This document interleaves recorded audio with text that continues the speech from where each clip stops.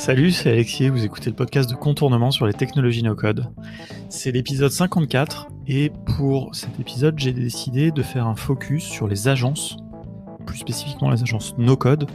On avait parlé la semaine dernière des agences e-commerce et voir comment le no-code rentrait dedans. Et bien dans cet épisode, on va parler vraiment des agences qui se sont fondées en no-code. Plus particulièrement, on va prendre un petit peu l'exemple des agences Bubble qui sont un petit peu en général les premières agences qui se sont créées dans cet écosystème. Et pour ça, j'ai invité donc Matt Mazzega, qui est le cofondateur de l'agence Ideable, et Lucien Tavano, qui est un expert Bubble et qui est également responsable des product managers chez l'agence AirDev. Voilà, donc ils connaissent tous deux très très bien Bubble, ils connaissent très très bien le métier des agences no-code, et ils sont de manière générale très intéressants. C'est des gens avec qui j'aime beaucoup discuter. Voilà, et donc on a eu une discussion comme ça pendant près 1h30, c'est une discussion assez longue, autour de tous ces sujets du métier des agences, comment ça fonctionne avec les clients, comment c'est d'être employé dans une agence. Toutes ces choses-là, on a essayé vraiment de faire quelque chose d'un petit peu complet. J'espère que ça vous intéressera. Voilà, je vous laisse avec cette discussion et puis on se retrouve à la fin de l'épisode.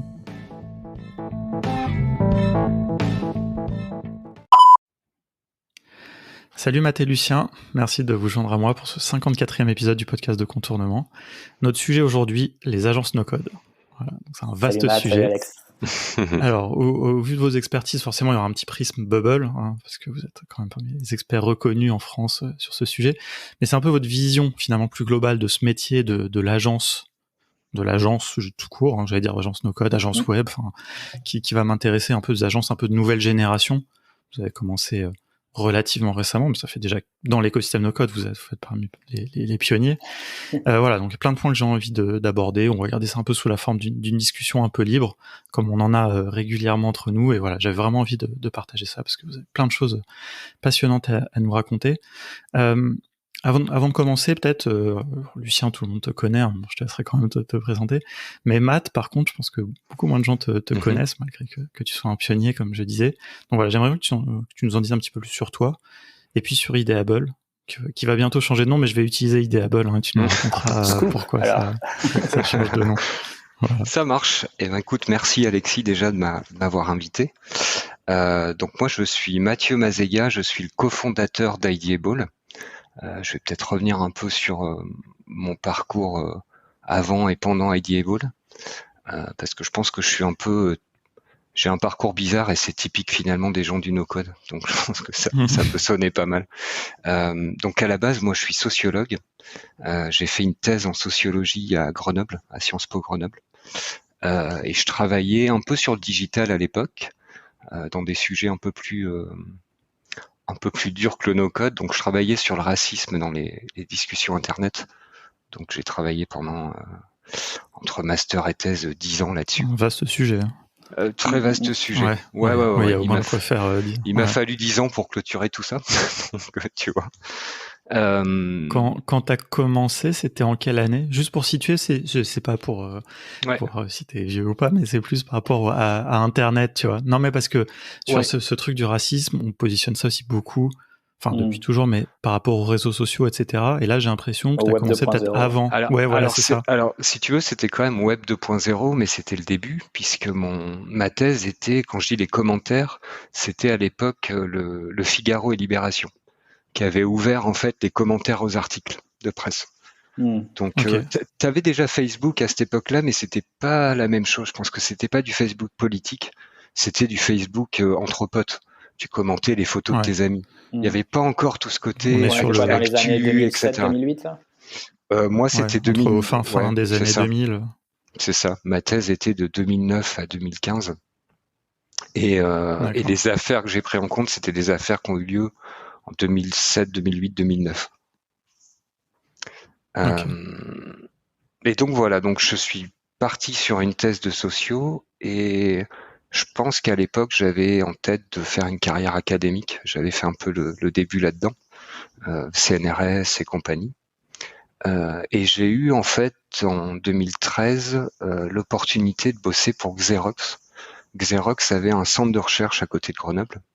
donc un centre de recherche et d'innovation, un peu le pendant européen de PARC aux États-Unis. Donc PARC est le fameux où a été inventé l'interface visuelle, la souris, tout ça, qui ont été volés après par. Exactement. En tout cas, c'est la légende que Xerox aime bien aussi se raconter, que tout a été volé à un moment donné. Mais donc, ils avaient un peu cette chose-là à Grenoble, et ils avaient une équipe d'ethnographes, qui était composée d'anthropologues, psychologues, etc. Où l'idée était d'appliquer des méthodes de sciences sociales sur de l'observation de pratiques professionnelles pour, à partir de là, dériver sur des opportunités technologiques, etc. Donc, le but était de poser du brevet, clairement, du brevet qui potentiellement allait rendre des produits derrière, mais c'était pas toujours le cas. Et donc, j'ai eu cette opportunité-là, qui au début était juste presque financière en fait. Financer une thèse de socio en France, c'était aujourd'hui assez compliqué. Donc là, je me suis dit, tiens, c'est cool, je vais avoir un boulot sur 6 mois, ça va pouvoir renflouer un peu les caisses.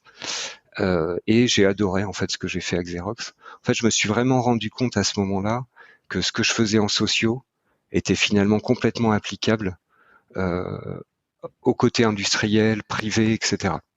Chose que je m'étais pas du tout dit au départ. Pour moi, j'avais une carrière toute tracée dans le public, en fait. Et donc, Xerox, j'y suis resté 2 ans, où je travaillais beaucoup sur le document, de manière générale. Xerox, on pense souvent au papier, au photocopieur. Finalement, le business de Xerox, c'est le document dans son ensemble, voire même l'information, si tu vois un peu plus large. Et donc là, j'ai commencé à m'intéresser pas mal à tout ce qui est, on va dire, UX Research, UX Design, où finalement, de plus en plus, je dérivais de la recherche formative de départ à créer des concepts, créer des business models. Donc vraiment faire toute la chaîne de la recherche initiale jusqu'à l'exécution d'un concept. C'était pas encore vraiment des produits, comme je disais. Tu créais des brevets et des concepts plus ou moins poussés.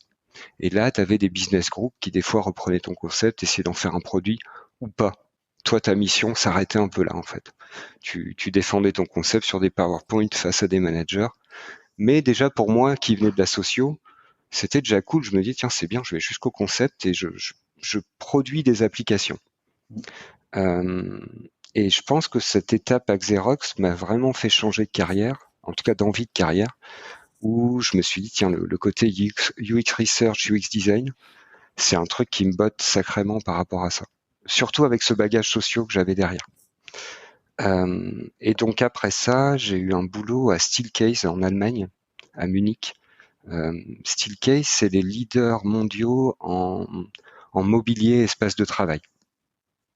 Donc il y a des chances que si vous avez bossé dans une boîte récemment, vous soyez sur une chaise Steelcase ou une table Steelcase. On s'en rend pas forcément compte, c'est le genre de marque en fait, c'est une fois qu'on sait qu'elle existe, je regarde un peu partout et je me dis ouais, on en voit effectivement énormément partout, ces choses-là. Ouais, c'est un peu ça. Et eux avaient ouvert un centre de recherche donc à Munich sur alors c'est pareil, j'ai continué à travailler sur le travail d'une manière ou d'une autre. Donc c'était réfléchir aux nouvelles pratiques de travail pour derrière m'associer avec des équipes projets, designers industriels ou UX design, sur réaliser à proprement parler des produits qui vont être commercialisés. Donc ça va être designer une table. Ça m'est arrivé de travailler sur ces choses-là, ou designer vraiment tout un étage de travail pour un centre d'innovation, par exemple. Comment est-ce qu'on facilite la création, collaboration en fonction de comment l'espace est designé, par exemple. Et donc à Steelcase, j'ai bossé sur différentes choses, sur tout ce qui est les nouvelles pratiques et nouveaux process de travail, agile, design thinking par exemple. Donc aller étudier des équipes sur le terrain, des équipes avancées là-dedans, pour savoir quelles sont leurs pratiques de travail et finalement comment on peut les supporter, soit par des technologies, soit par du matériel. J'ai travaillé sur la réalité augmentée ou la VR, pareil pour réfléchir comment l'espace physique peut aider l'espace virtuel. Donc plein de choses comme ça. Toute cette histoire pour dire qu'à ce moment-là, j'ai rencontré Bubble dans le cadre d'un petit projet où en fait, donc il y avait une petite partie un peu UX design où essayer de faire un mock-up d'application. Et je pense que quand j'ai trouvé Bubble, c'est finalement une recherche que je faisais constamment depuis le début, où j'ai toujours été frustré par les logiciels de prototypage. Il y avait quand même quelque chose où je me disais, tiens, c'est cool, je fais mon design, etc. Mais le rendu final, le fait que ça soit pas fonctionnel, est toujours quand même quelque chose qui m'a trituré.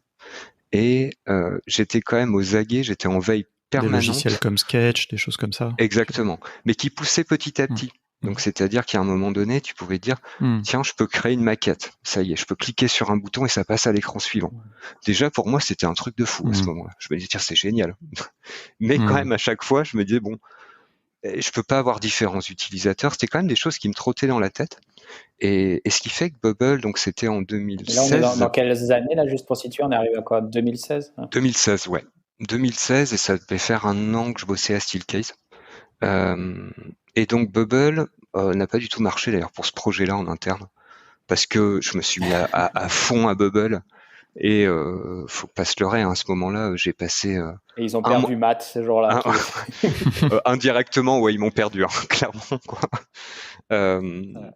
Et donc, ouais, ça n'a pas trop marché pour ce projet-là, mais par contre, Bubble, je m'y suis mis vraiment comme un fou à ce moment-là, ouais. Comme un fou à essayer vraiment toutes les différentes choses. J'ai rapidement, en fait, même si en 2016, c'était pas le Bubble d'aujourd'hui, ça a vraiment matché avec quelque chose que je recherchais depuis un moment. Et je me suis dit, tiens, il se passe vraiment quelque chose avec Bubble, on dépasse le stade de Sketch, etc.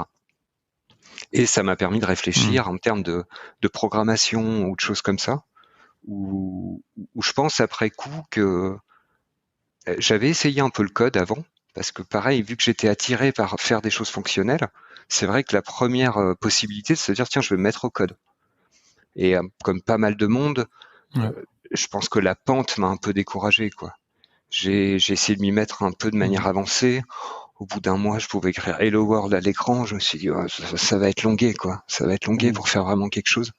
C'est vrai pourtant, que souvent dans l'écosystème no-code, on parle de la courbe d'apprentissage de Bubble.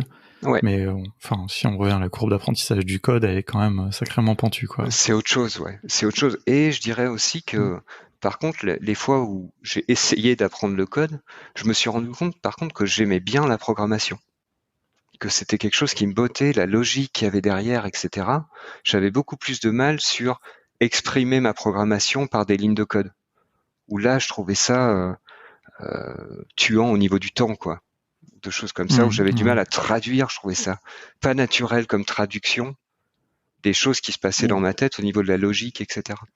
Et Bubble fait finalement la part belle à ça, à vraiment la programmation et la logique, une fois que tu as la petite courbe d'apprentissage de comment le logiciel Bubble marche, en fait.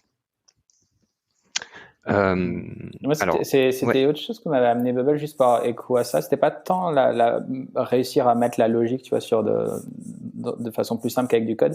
C'était tout le côté, moi, infrastructure, tu vois, gestion de tout ça, ça me paraissait une black box impossible. L'hébergement, le truc, et réussir à me dire, ok, à la limite, j'avais déjà réussi à faire des sites, tu vois, qui tenaient la route, mais j'étais là, je n'avais aucune idée de si le truc était safe, et du coup, je trouvais que ça apportait tout ça au Bubble, moi. C'était ce côté-là où quand je m'étais dit, putain, apprendre à coder, en fait, c'est trop large, tu vois, il y avait trop de sujets à maîtriser pour faire un truc viable. Et je trouvais que Bubble, il amenait aussi ce côté-là, pas juste le côté programmation, tiens, tu peux mettre ta logique, mais aussi le côté, t'en fais pas à propos de tout ce qui est finalement secondaire, dans le sens qui est pas propre à ce que tu es en train de faire. On gère le métier, quoi. Au final, tu focuses là-dessus. Tu focuses sur le design et la programmation de ton application. Et tout le reste se passe. Tu sais pas bien comment, mais ça t'arrange. Tu te dis, ça se passe à côté. Tu te dis, c'est mieux que si je l'avais fait moi, tu vois. Sûrement. Sur la sécurité, c'est mieux. C'est clair. Pour même passer à l'échelle, etc. Ouais. Et alors du coup, comment t'en es arrivé justement, comment t'es passé de Bubble à vraiment monter une agence? Est-ce que d'abord t'as commencé un peu en freelance? Alors ouais, j'ai découvert Bubble, donc derrière c'est ce que je disais, je m'y suis mis énormément. Et donc j'étais assez actif sur le forum, qui était finalement un petit forum quand j'y pense maintenant, quoi, on se connaissait un peu tous. Et il y a commencé en fait, alors j'ai commencé par faire des applications perso, où finalement, encore une fois, la révélation de Bubble, c'est-à-dire, tiens, j'avais eu plein d'idées dans les années précédentes, ou sur lesquels j'avais déjà fait des maquettes un peu, mais j'avais jamais pu les programmer moi-même. Donc je me suis lancé un peu dans ces exercices-là qui sont à mon avis fondateurs quand on se lance sur Bubble et le no-code en général. Donc j'ai fait vraiment des machines, des usines à gaz, mais pour vraiment se rendre compte de toutes les possibilités de Bubble. Et en parallèle, il y a commencé à avoir des demandes sur ça, R&D. Voilà, c'est de la R&D perso, ouais, la R&D profonde hein, sur certaines choses. Et rétrospectivement, tu te dis c'était de la R&D, mais ouais, c'est ça. R&D, recherche et développement. Hein. Je précise pour les noms anglophones jargonnés. Ouais, on dit en français aussi R&D. Ouais. R&D, ouais. R&D. C'est R&D ouais, si tu t'essayes de réfléchir à ce que ça veut dire en français. C'est comme un mot d'une autre langue, quoi. C'est vrai, pardon. Pas de souci. Et donc en parallèle, il y a commencé à avoir des demandes pour de la prestation à petit niveau, quoi. Pareil, on devait être fin 2016 à ce moment-là. Et j'ai pris quelques contrats. Alors vraiment histoire de, pareil, je pense que c'est fondateur des carrières dans le no-code. Je les ai prises non pas pour quelque chose de financier, mais plus de dire tiens c'est cool, je vais bosser sur quelque chose d'autre où potentiellement c'est pas moi qui pense au produit et je me focus finalement sur la technique. Et ça t'aide d'ailleurs pas mal à progresser aussi parce qu'au moins tu te coupes le cerveau sur le produit et tu deviens un développeur pur et dur. Et c'est pareil, ça aide un peu dans ta progression Bubble. Et donc j'ai fait ça de fin 2016 à mi-2017. Alors il n'y a pas eu tant de contrats que ça, hein. J'ai dû en faire 2 ou 3 sur les 6 mois, j'avais quand même mon boulot à côté. Et là en fait j'ai rencontré... c'était en continuant ton boulot. Ouais, j'étais toujours dans ce boulot-là, donc c'était un peu du soirée week-end quoi. Et là en fait j'ai rencontré donc Vincent Crouwels qui est néerlandais et qui est aujourd'hui cofondateur d'IdeaBall. On s'est rencontrés via le forum parce qu'en fait, on avait un peu le même parcours, c'est-à-dire que depuis 4-5 mois, on répondait un peu aux mêmes choses sur le forum de gens qui cherchaient des freelances en fait. Et on s'est contactés tous les deux en disant tiens c'est marrant, je te croise un peu sur les différentes choses, ce serait sympa de discuter. Et on a discuté, on s'est rendu compte que tous les deux on se lançait un peu dans les petits trucs freelance et pourquoi pas essayer de les faire ensemble en fait. Et voilà, donc ça tu vois c'était il y a 4 ans et au final maintenant on a toujours la boîte tous les deux. Et tu dis il avait un parcours un peu, donc il était dans le même timing que toi dans la découverte de Bubble, mais lui il a un background alors il a un background différent du tien, peu différent, ouais, il a bossé dans tout ce qui est marketing digital, il a bossé aussi dans des grosses boîtes où il était un peu alors c'était assez particulier comme boulot, mais tout ce qui est responsable d'implémentation de nouveaux logiciels, mais pas forcément d'un point de vue technique, mais d'un point de vue process. Tu sais, où il y a une partie un peu de change management, je vais pas avoir vraiment le nom en français, de management du changement. Conduite du changement. Dès qu'il y a des nouveaux logiciels installés, pour aller effectivement équipe par équipe, expliquer comment ça se passe, quels sont les impacts sur les process ou des choses comme ça. Et lui a un peu la même chose, c'est-à-dire qu'il a bidouillé un peu avec Bubble, commencé aussi à travailler sur des petits projets, et on a pris la décision, donc moi j'ai quitté mon boulot à l'été 2017 je crois, pour me dire en fait ça me bottait de travailler avec Bubble, d'avoir vraiment cette chaîne du début à la fin, c'est-à-dire de mine d'être un peu en partenariat avec le client sur réfléchir au produit, faire le design, développer, faire finalement toute la chaîne. Je me suis rendu compte que c'est là-dedans que je m'épanouissais et que je voyais une valeur aussi à mon travail de manière générale. Parce que si je fais un peu un retour sur mes boulots d'avant, et j'ai commencé à en parler au départ, j'étais vachement dans la phase d'amorce au final. Et j'avais toujours cette frustration au moment où tu donnes finalement le bébé, alors soit au groupe de business dans le cas de Xerox, soit finalement aux ingénieurs à Steelcase. Toi, tu as fait un peu les dessins avec le designer. Derrière, le bébé, il est parti et c'est l'ingénieur qui va s'occuper du reste. Et là, vraiment, ce côté de faire toute la chaîne de A à Z, pour moi, c'était vraiment... ça a changé complètement mon boulot. Et c'est pas du coup complètement jusqu'à Z parce que tu fais pas t'es parti direct, je veux dire, sur le modèle je veux faire une agence ou je veux faire de la presta, ou t'as essayé de lancer quelques produits d'abord pour vraiment faire le A à Z, tu vois, en disant je fais aussi le côté lancement derrière et bêta-testeur. Non, je suis pas allé jusque là. Je suis pas allé jusqu'au lancement ni à l'acquisition. Et t'as raison quand tu dis ça. Quand pour moi, en tout cas, ma définition du A à Z, finalement, c'était déjà une petite définition du A à Z de dire il y a la conception et la réalisation du produit. Ce qui est déjà un bon départ, quoi. Alors après, effectivement, ça est le A à Z de l'agence, quoi, on va dire. Qui est le A à Z de l'agence, en tout cas. Mais en plus, quand je parlais de l'agence, là, c'est que cette idée de départ, c'est se dire, on peut le faire à titre individuel. Et ça, pour moi, c'était vraiment un énorme changement par rapport aux boîtes un peu tentaculaires dans lesquelles j'ai pu bosser avant, où tout est spécialisé, segmenté, etc. Et donc voilà la création d'IdeaBall à ce moment-là. Ouais. Ok. Donc 2017, c'est ça? 2017, ouais. Juste, on va revenir sur Ideable, mais peut-être Ideable, je vais le dire comme toi quand même, parce que je prononce un peu bizarrement. Les deux passent, Alexis, je t'en voudrais pas. Juste, Lucien, si tu peux nous dire un mot quand même sur toi, et peut-être sur RDev, surtout. Ouais, bien sûr. Oui, comme ça, après, on va commencer un peu aussi, un petit peu le parallèle. Mais, ça peut être intéressant, c'est marrant.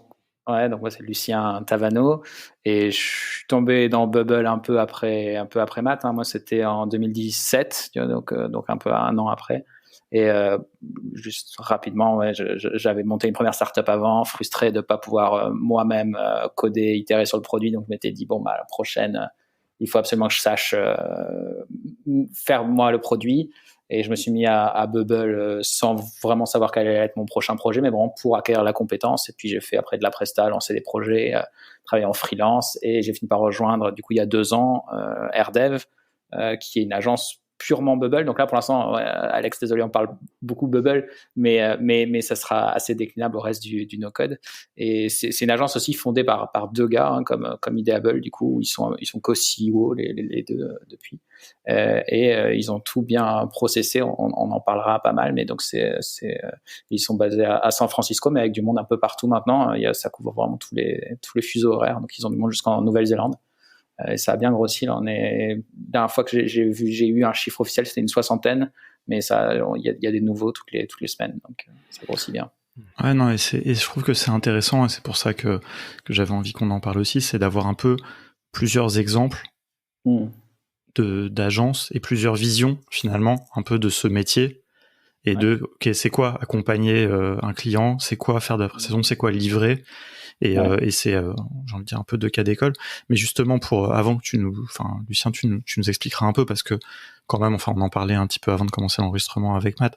Je trouve que RDev, il y a des choses assez remarquables dans la manière d'avoir processisé tout ce métier, cet accompagnement.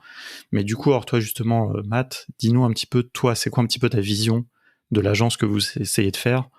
Tu vois, un petit peu l'ambition, les points forts. Moi, j'en connais certains qui viennent notamment, je trouve, de ton passé, sur cette phase d'accompagnement que vous avez, qui est très forte chez vous. Mais voilà, je vais laisser plutôt dire toi un petit peu.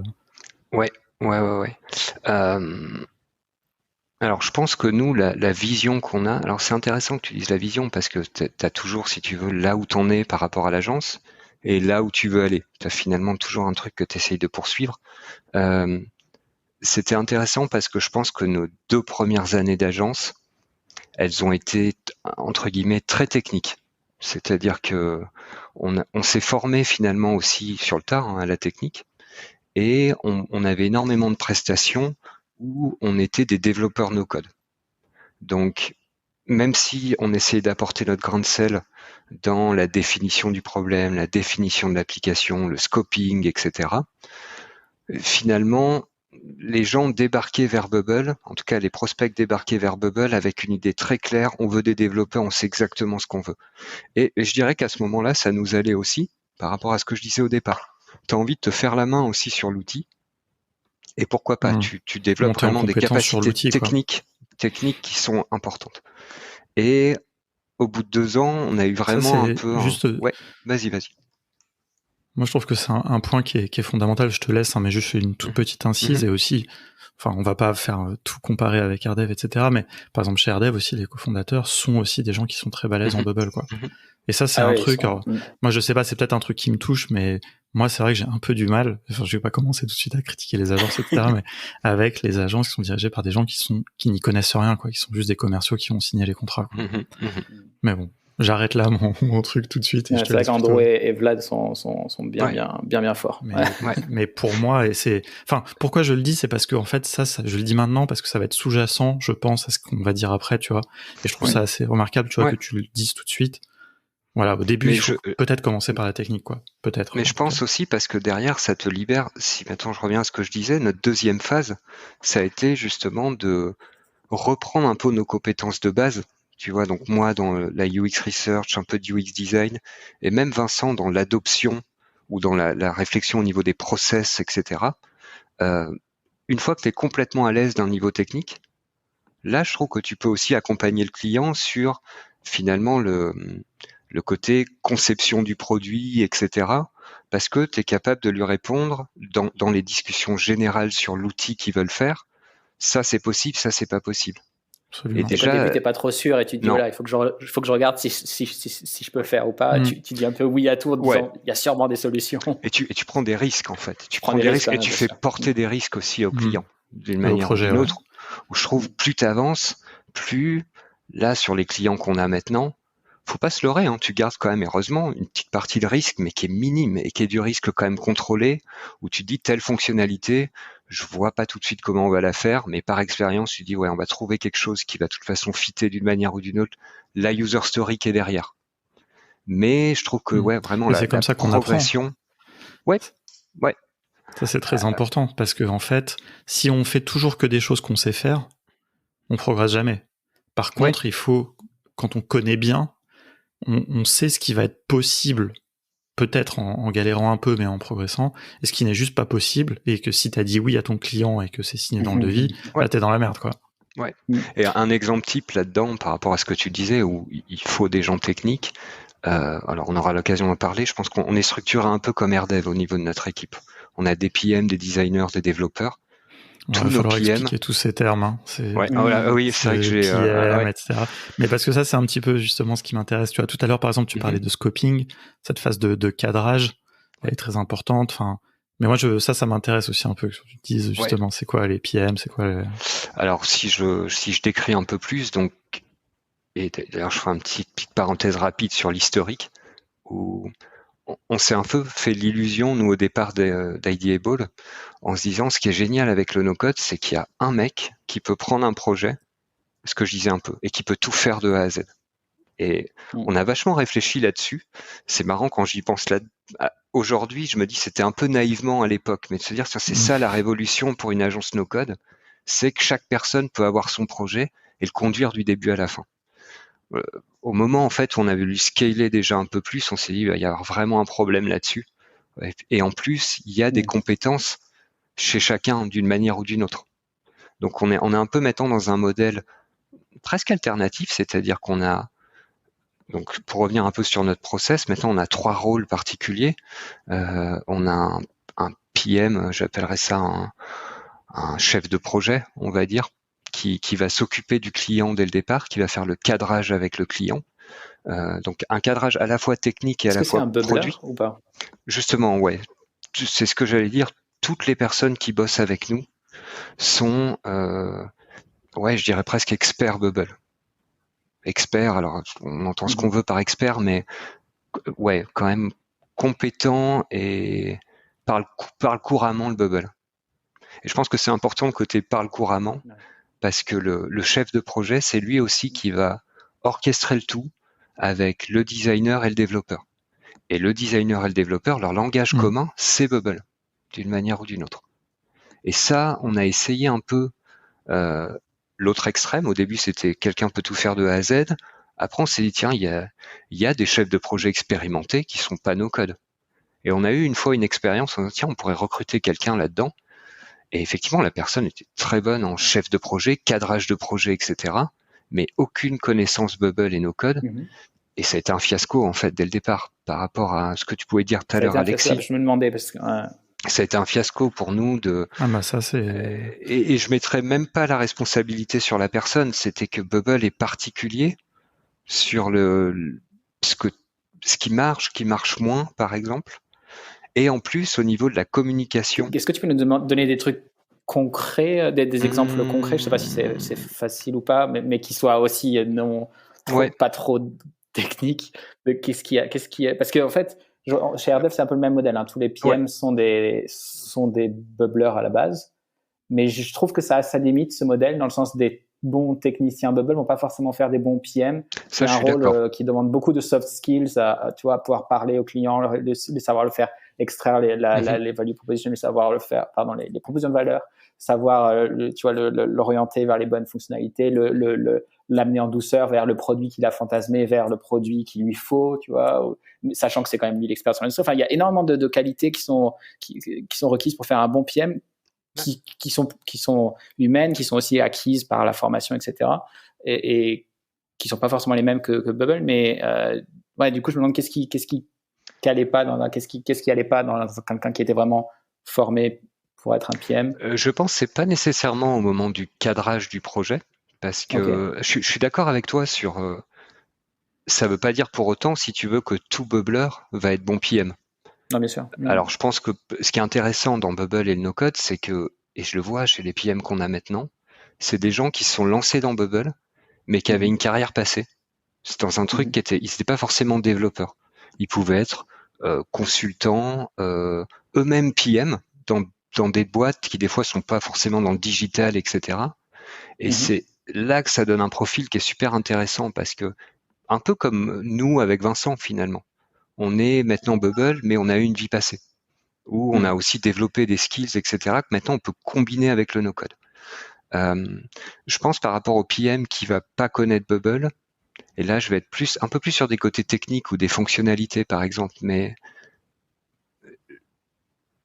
je trouve qu'il y a beaucoup de clients par exemple aujourd'hui, notamment quand ils sont pas trop digitaux, ils ont des références en termes de produits, Facebook, Amazon, plein de choses comme ça, des géants finalement en termes d'applications. Des apps qui valent des centaines de millions de dollars de développement. Exactement. Et qui viennent te voir pour un MVP. Et c'est finalement gérer les attentes. Un PM, il doit gérer aussi les attentes techniques d'un client.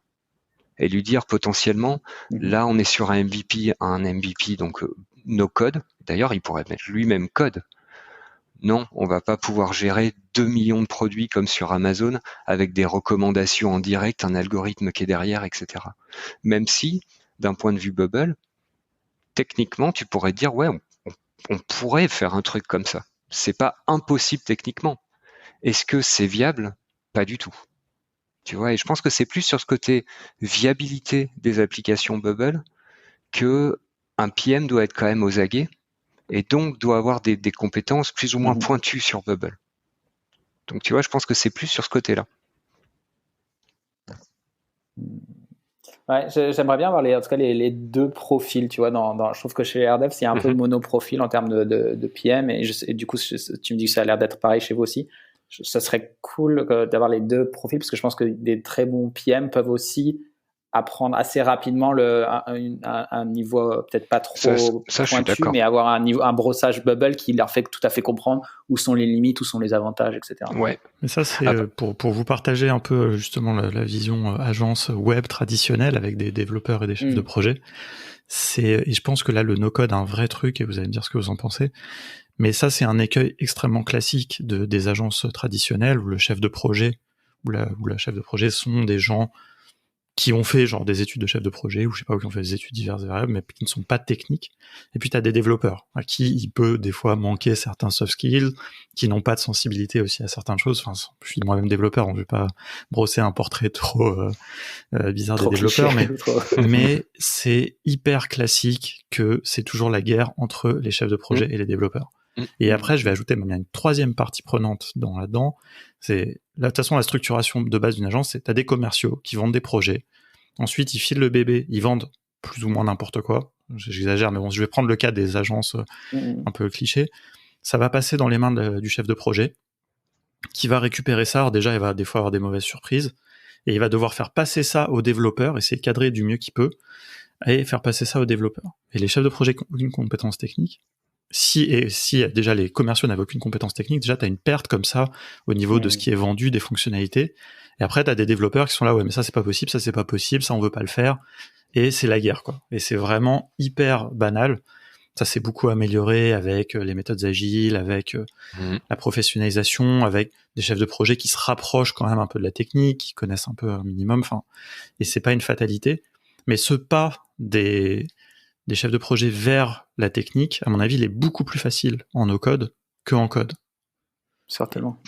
Oui, puis je pense, c'est par rapport à ce que je disais, où tout le monde parle le même langage, ça réduit quand même effectivement énormément les frictions. Le moment où, l'exemple que je donnais tout à l'heure, où tu passes le bébé finalement de l'un à l'autre. Il y a d'un côté ou d'un autre.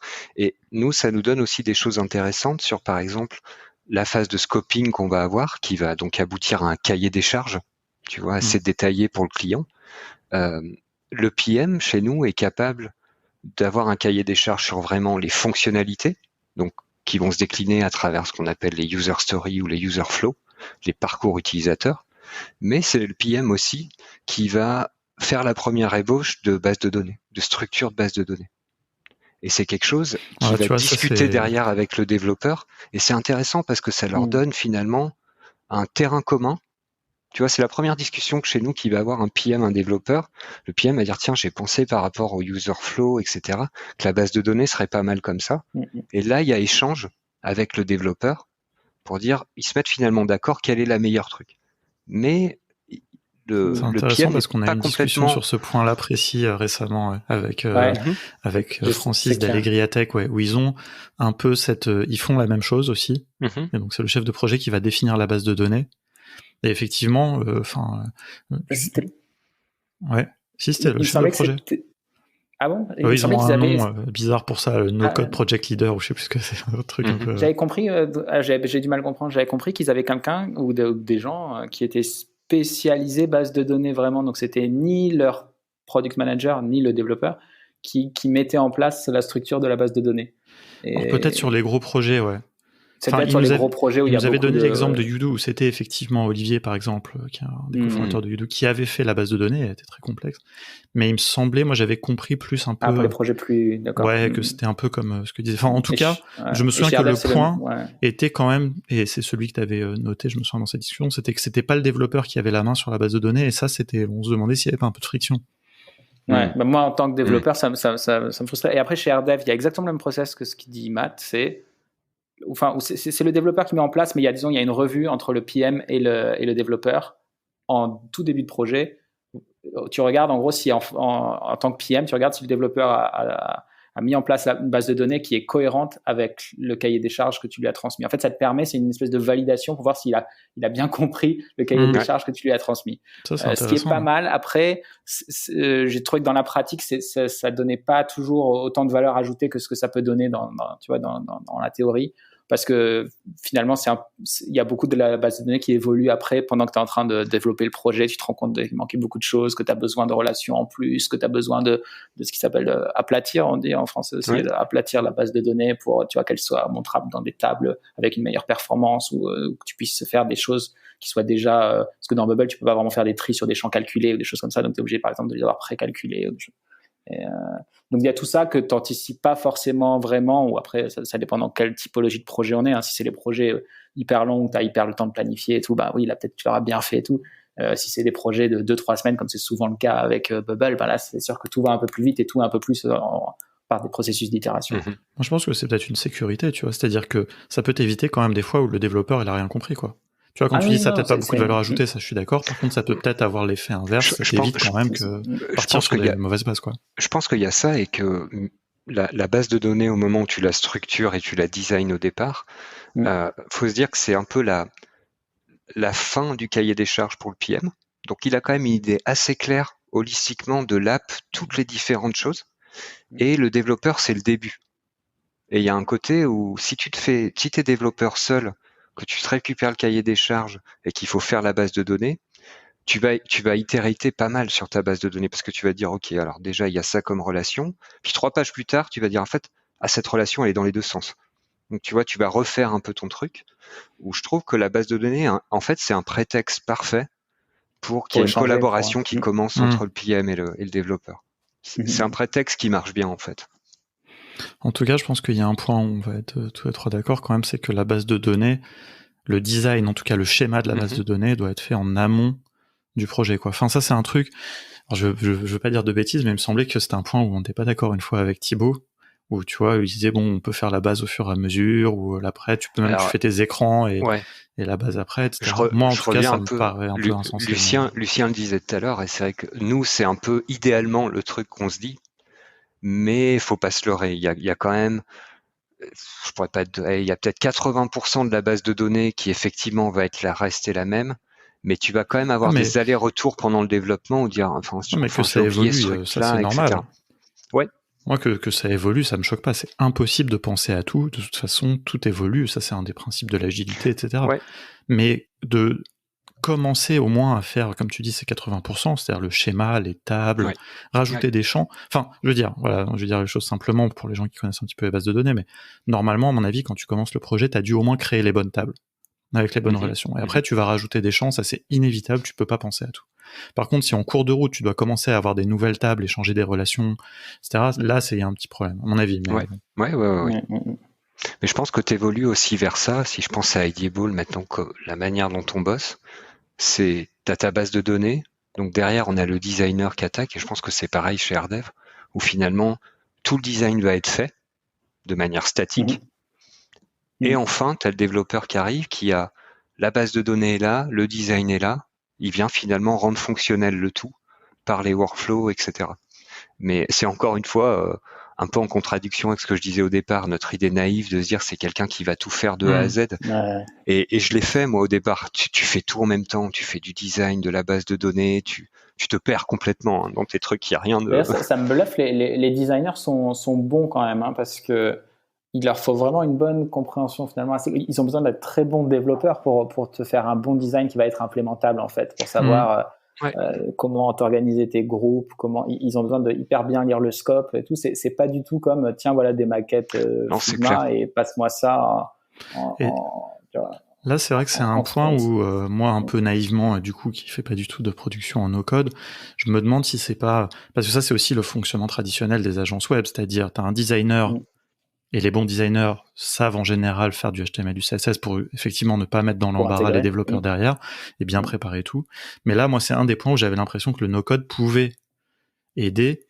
Et est-ce que, par exemple, c'est pas possible qu'un designer, alors évidemment, il va faire ses maquettes, ses croquis, etc., peut-être sur du papier, tu vois, et passer du papier directement à Bubble. Ça, c'est un peu naïf, ce que je dis. Mais si, bien sûr. Le point, c'était plutôt qu'il a vraiment besoin de penser à comment le développeur va le builder ou celui qui va faire vraiment les workflows, faire que l'application fonctionne. Le designer va vraiment avoir besoin de penser comment ça va être implémenté pour savoir comment mettre en place ces repeating groups, comment mettre en place ces groupes qui vont se masquer les uns les autres. Est-ce que ce que je comprends là, c'est Matt, ce que tu avais l'air de dire, c'est que le designer fait des maquettes statiques, non, dans Figma ou quelque chose comme ça, non? Ou je disais non, pas nécessairement. Okay. Alors, on a différentes choses. C'est-à-dire qu'avec des clients, on travaille vraiment sur du design custom, on appelle ça, donc design vraiment unique avec recherche d'identité. Ça, c'est un peu la patte Ideable. C'est pour ça que vous êtes identifié. C'est un peu une des parties, une des parties où on a vraiment un UX designer qui va travailler sur Figma avec le client. Il va y avoir des itérations et là on va intégrer dans Bubble. Et quand je dis intégrer, c'est là que par exemple OpenBuild vient faire un lien qui a été super important pour nous parce que faut que tu nous dises ce que c'est OpenBuild. Ouais. Alors OpenBuild, on va dire que c'est un framework Bubble qui se compose, en fait, c'est plus ou moins un produit avec une extension Chrome qui va avoir une librairie aujourd'hui, on doit avoir plus de 1000 composants Bubble qu'on va pouvoir importer directement dans Bubble. Donc ça, c'est une des parties d'OpenBuild. D'ailleurs, le système est tellement bon que RDev a fini par le copier. Ouais, on était très fiers qu'RDev nous copie. On s'est dit, tiens, ça y est, pour une fois, c'est dans l'autre sens. RDev, ils avaient un système hyper compliqué avant. Ils avaient aussi une librairie de composants, mais ils avaient un système hyper compliqué qui fonctionnait avec de la synchronisation. Je sais même pas comment ça. C'était une usine à gaz. Et quand je suis pas dans cette équipe-là, donc je sais pas exactement comment ça s'est passé, mais clairement, quelques mois après qu'Ideable ait sorti leur extension Chrome où tu as tous tes assets dans la librairie juste à côté, enfin dans la même page que ton éditeur Bubble, quoi. C'est vraiment contextuel, voilà. Et ils ont sorti le même truc quelques temps après. Parce qu'en gros, comment ça marche, c'est une librairie avec, comme tu disais, 1000 composants. L'extension te les affiche. Toi, tu cliques dans l'extension sur le composant et bim, ça te l'ajoute direct dans ta page. Tu fais un copier dans ton extension et coller dans ton éditeur Bubble. Et ça va venir finalement coller le composant. Alors, faut vraiment se dire qu'il y a différemment du coup chez RDev. Et là, ils ont été un peu plus loin dans l'extension pour le coup, ça. Mais ça venait de leur ancien système. C'est que là, chez eux, tu cliques sur le composant et ça te l'ajoute dans la page, mais donc déjà bien mis de responsive. Ça va t'ajouter le groupe en dessous. Ça va, tu vois, il est déjà bien casé. C'est pas un truc que tu dois toi-même positionner. Tu vois. Il y a une différence un peu avec RDev et donc RDev, donc c'est Canva et nous c'est OpenBuild. C'est finalement la granularité dans laquelle on a voulu aller sur ces composants. Ouais. Où il y a eu beaucoup de débats nous en interne au départ. Et ça va un peu avec notre patte où je dirais qu'on essaye d'aller vers des apps plus customisées d'un point de vue design. Et donc, alors pour parler un peu, souvent on parle d'atomic design. Dans le framework. Un peu, ouais. On va vraiment partir de de bit and piece, tu vois. Il y a un côté un peu atomic design où nous on va partir des atomes, le plus petit truc possible. Tandis que RDev va déjà partir sur des molécules blocs, à part entière, des blocs, quoi. Ce qui est, je pense pas qu'il y ait un meilleur point de vue que l'autre. C'est un peu compliqué parce que c'est des choses qui en interne permet d'avoir comme tu dis, un design plus custom. Ouais. Et celui d'RDev permet d'aller plus vers la rapidité, quoi. Ouais. Et pour revenir sur le côté UX design, OpenBuild est aussi, donc il y a ces histoires de composants que tu mets dans ta page, mais c'est aussi, comme RDev, une grille responsive, on va dire, un peu à la Bootstrap finalement, de se dire on a nos sizes prédéfinis avec nos responsives, etc. Et ça nous aide beaucoup quand on travaille avec des UX designers, soit qui bossent directement sur Bubble, soit sur Figma. Je disais au départ, notre PM, design, développeur, il parle Bubble. Quand on a un designer externe, il parle OpenBuild. Et ça nous permet en fait de s'interfacer avec lui d'une manière ou d'une autre. C'est-à-dire qu'il va pas partir dans tous les sens sur Figma. Il va partir avec sa créativité, mais sur des sizes qu'on connaît, des tailles qu'on connaît exactement dans OpenBuild. Donc ça va être beaucoup plus simple à intégrer pour nous. En fait, tu es constamment contre la page blanche quand tu fais une agence Bubble. C'est ça que je trouve intéressant. La beauté de Bubble au départ, c'est que tu commences d'une page blanche, mais plus tu grossis avec ton agence, plus tu essayes de réduire au maximum cette page blanche. C'est d'ailleurs assez intéressant. Mais les agences traditionnelles, elles ont aussi parfois leur propre CMS ou leur propre framework même de développement. Donc finalement, c'est recréer un peu la même chose. Mais c'est marrant que tu évoques ça parce que justement, on en parlait un petit peu avec Matt avant. Et en fait, ça, c'est quand même beaucoup moins vrai maintenant. Parce que il y a énormément de frameworks en fait qui existent, qui sont très établis. Et donc, c'est souvent un peu un écueil. Alors, les devs aiment bien ça. Et souvent, les responsables se battent un peu avec les devs parce que les devs, ils ont envie quand même toujours de faire un peu leur truc. Mais c'est quand même un écueil. Mais dans les années entre 2000 et 2010, il y a énormément d'agences qui faisaient ça. Aujourd'hui, il y a des frameworks tellement éprouvés. En fait, on a tellement monté le niveau d'abstraction du code. Nous, on est dans le no-code, donc on est encore au niveau du dessus, mais des frameworks comme React, tu parlais de Bootstrap pour le CSS, enfin, il y a énormément de choses qui existent, et donc réinventer la roue, c'est quand même un gros écueil dans une agence. Après, il faut distinguer aussi, parce qu'il y a les équipes techniques produits. Par exemple, React, ça a été créé par les équipes techniques de Facebook. Mais par contre, dans les agences où tu dois aller vite, maintenir ton propre CMS ou ton propre framework de développement, c'est un gros risque en fait technique. Et c'est aussi un problème de recrutement, j'imagine, derrière, parce que absolument. C'est plus facile de recruter sur un framework qui est répandu que si tu as ton propre c'est aussi une des raisons. Puis c'est ce qu'on discutait tout à l'heure, même à notre échelle, OpenBuild ou même Canva pour RDev, c'est quand même une magnifique stratégie aussi de sourcing de personnes. Qui est indirect finalement, c'est tu rends avoir des gens opérationnels presque tout de suite. Quoi. Tu rends public ton propre framework, donc il y a beaucoup d'avantages là-dedans parce que tu montres une certaine expertise aussi. Et finalement, c'est du content marketing très poussé. Après, ça t'aide beaucoup aussi toi à revoir ton framework parce que tu as beaucoup de retours de gens qui disent tiens, je comprends pas ça, comment ça marche. Et tu dis effectivement, ça c'est pas clair quoi. Si on onboard des nouvelles personnes, elles vont avoir du mal aussi sur ces choses-là. Mais en plus, ça te permet d'avoir finalement un groupe de personnes qui va travailler de la même manière que toi. Et ça, c'est assez efficace comme stratégie. Et en tant que business, pour l'instant, il n'y a pas assez de volume pour que ce soit vraiment intéressant? Si, ça s'autofinance quand même largement, OpenBuild maintenant. Donc on doit avoir 3000 utilisateurs, 5 ou 6000 app Bubble qui sont connectés à OpenBuild.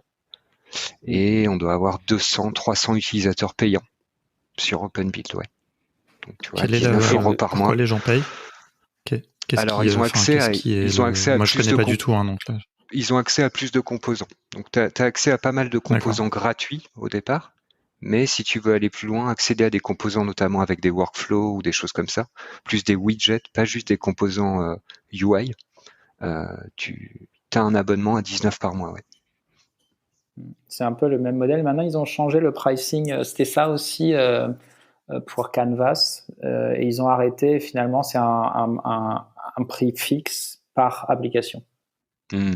Ce qui est aussi contournable finalement, parce que tu peux avoir une appli et après pour laquelle tu payes, et après tu prends les composants et tu les glisses dans l'autre. Donc c'est pas parfait. Mais finalement, quand tu avais une app sur laquelle, quand tu avais besoin, ce que je faisais avant quand je voulais utiliser Canvas pour moi, c'était que je payais juste un mois, je mettais tous les composants dédiés dans l'app.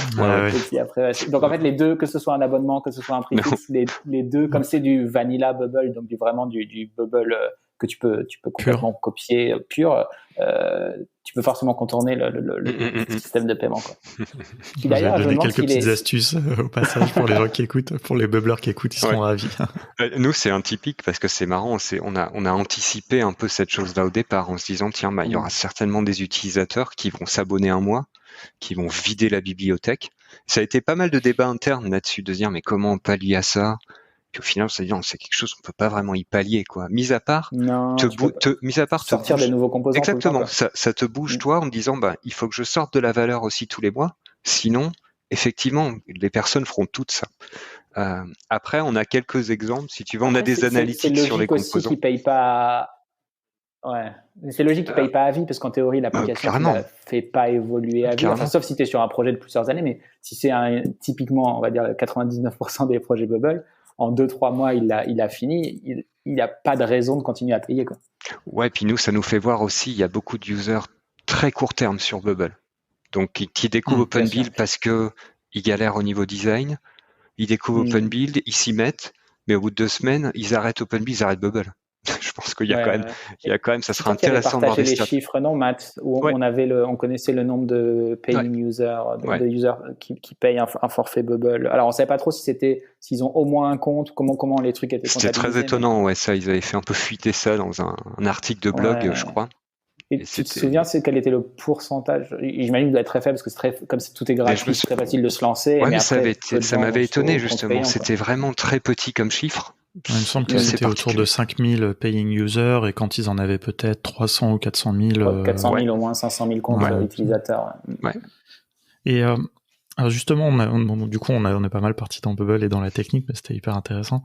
Mais je voulais revenir un peu juste plus sur le fonctionnement de l'agence et aussi de RDev, mais un petit peu justement un peu quand je te demandais la vision, on a pas mal échangé sur le fait que quand même un gros travail avant de rentrer dans la technique, c'est l'accompagnement des projets et notamment, dans le cadre de gens qui veulent lancer leur projet, je sais pas, une plateforme d'intermédiation, des choses comme ça. Et nous, je sais que souvent on vous envoie des gens comme ça où je vois que les gens ils ont une idée, ils sont des gens raisonnables, ils ont un minimum de moyens, mais clairement ils ont besoin de revoir un peu par rapport à cette méthodologie un peu Lean Startup, etc. Souvent les gens ils veulent des usines à gaz. En fait, leur proposition de valeur, tu l'évoquais aussi tout à l'heure, Lucien, devait être un peu revue. Et je sais que ça, c'est quelque chose que vous faites bien chez Ideable. Et peut-être après, Lucien, tu nous raconteras un petit peu comment se passe cette phase. Parce que moi, je trouve que le cadrage, on n'en parle pas assez, alors que c'est le point fondamental, en fait. C'est-à-dire que si le cadrage est mal fait, derrière, tout va mal se passer. Et la plupart des projets, sans vouloir... Vous pourrez me donner votre avis là-dessus. Mais c'est le plus critique, c'est sûr. La plupart des projets se passent pas bien, quoi. Enfin, je veux dire. Disons que ça sera un échec pour le client et ça sera un échec pour toi aussi en tant qu'agence, parce que les attentes. En fait, pour moi, le cadrage, c'est aussi mettre les attentes de tout le monde vers la même chose. Donc il y a vraiment un côté comme ça. L'alignement sur qui est l'utilisateur, quelle est la value proposition, pourquoi on fait cette fonctionnalité-là, pourquoi telle user story. D'ailleurs, ça aide énormément parce que à partir du moment où tu as un blocage même technique, tu dis tiens, cette fonctionnalité, je sais pas la faire. Si tu es aligné sur le pourquoi de la fonctionnalité, potentiellement, tu peux la changer. Et si tu respectes toujours les attentes des utilisateurs parce que tu les as identifiés plus tôt. Alors, nous, on a finalement une phase de cadrage qui est dans la plupart de nos projets qui est finalement obligatoire. On a cette phase qu'on appelle de scoping où on va partir finalement de la proposition du client et là, on va vraiment s'aligner en termes de qui sont les personas, quels sont ce qu'on appelle encore une fois les user flows, les parcours utilisateurs. Et c'est l'occasion aussi pour nous, à chaque étape du parcours utilisateur, de demander au client, mais pourquoi on fait ça? Pourquoi on fait ci? Pourquoi on fait ça? On le challenge quand même énormément là-dedans. Tout ça pour arriver à une proposition de développement à la fin qui va vraiment lister tout ça. À la fois, encore une fois, user story, user flow, etc. Après, on a une autre formule pour laquelle on travaille plus là-dessus avec des petites, moyennes entreprises ou institutions publiques, par exemple, de vraiment faire un design sprint à part entière. Donc, design sprint, on prend 4 à 5 jours. Et là, c'est de manière beaucoup plus approfondie sur ce qu'on appelle les jobs to be done. Je ne vais pas avoir la traduction en français, mais je pense que job to be done, c'est le terme, c'est une théorie de manière générale. Les personas de manière beaucoup plus approfondie, faire des séances d'ideation sur quelles sont les solutions pour répondre aux problèmes, etc. Et d'avoir à la sortie une roadmap, donc une feuille de route avec ma V1, ma V2, ma V3. Et là, il y a un alignement, on va dire, qui est total. Ça doit calmer les gens un peu d'avoir déjà la vision V2, V3 pour qu'ils se disent bon, c'est pas grave si j'ai pas tout dans la V1. Parce que les gens qui envisagent ça c'est le piège. Ceux qui envisagent le développement comme un seul temps et ça y est, c'est fini. Après, ils sont débarrassés. En général, c'est les gens qui sont déçus. Et je pense que c'est un seul temps, il faut en mettre le plus possible. Tant qu'on y est, on met. C'est ça. Après, le design sprint, etc., c'est l'idéal, on va dire. Ça dépend. Il faut que le client il ait la maturité et le budget pour faire cette approche-là. C'est intéressant parce que c'est très dur à vendre le design sprint. Et moi, venant de l'UX dans ma carrière, de toute façon, l'UX c'est dur à vendre de manière en générale parce que c'est quelque chose où tout le monde se dit, moi, je peux le faire moi-même. Le développement, je peux pas. C'est vraiment là où il faut que je mette les sous. Le reste, je peux me débrouiller. Le design, je vais installer Figma, je vais me débrouiller. Il y a vraiment un truc comme ça. Et pourtant, à chaque fois qu'on fait un design sprint, je pense qu'il y en a aucun où à la fin le client nous a pas dit ouais c'est super, je me sens beaucoup plus aligné et le produit qu'on fait derrière est forcément meilleur, des fois moins cher parce que finalement vu qu'on a échelonné V1, V2, V3, je pense que le coût d'un design sprint plus développement de la V1 équivaut à quelqu'un qui aurait voulu développer V1, V2, V3 en même temps et ça aurait été un échec. En tête, quoi. Mais effectivement, c'est dur à vendre. Ouais, mais c'est un peu injuste, mais les gens s'en rendent pas compte, alors que souvent, à mon avis, ça, c'est aussi des choses qui évitent plus tard de dépenser de l'argent pour rattraper les erreurs. Parce que quand je disais tout à l'heure que la plupart des projets se passent pas bien, ça c'est une statistique à l'époque qu'on donnait quand on faisait nos formations à l'agilité.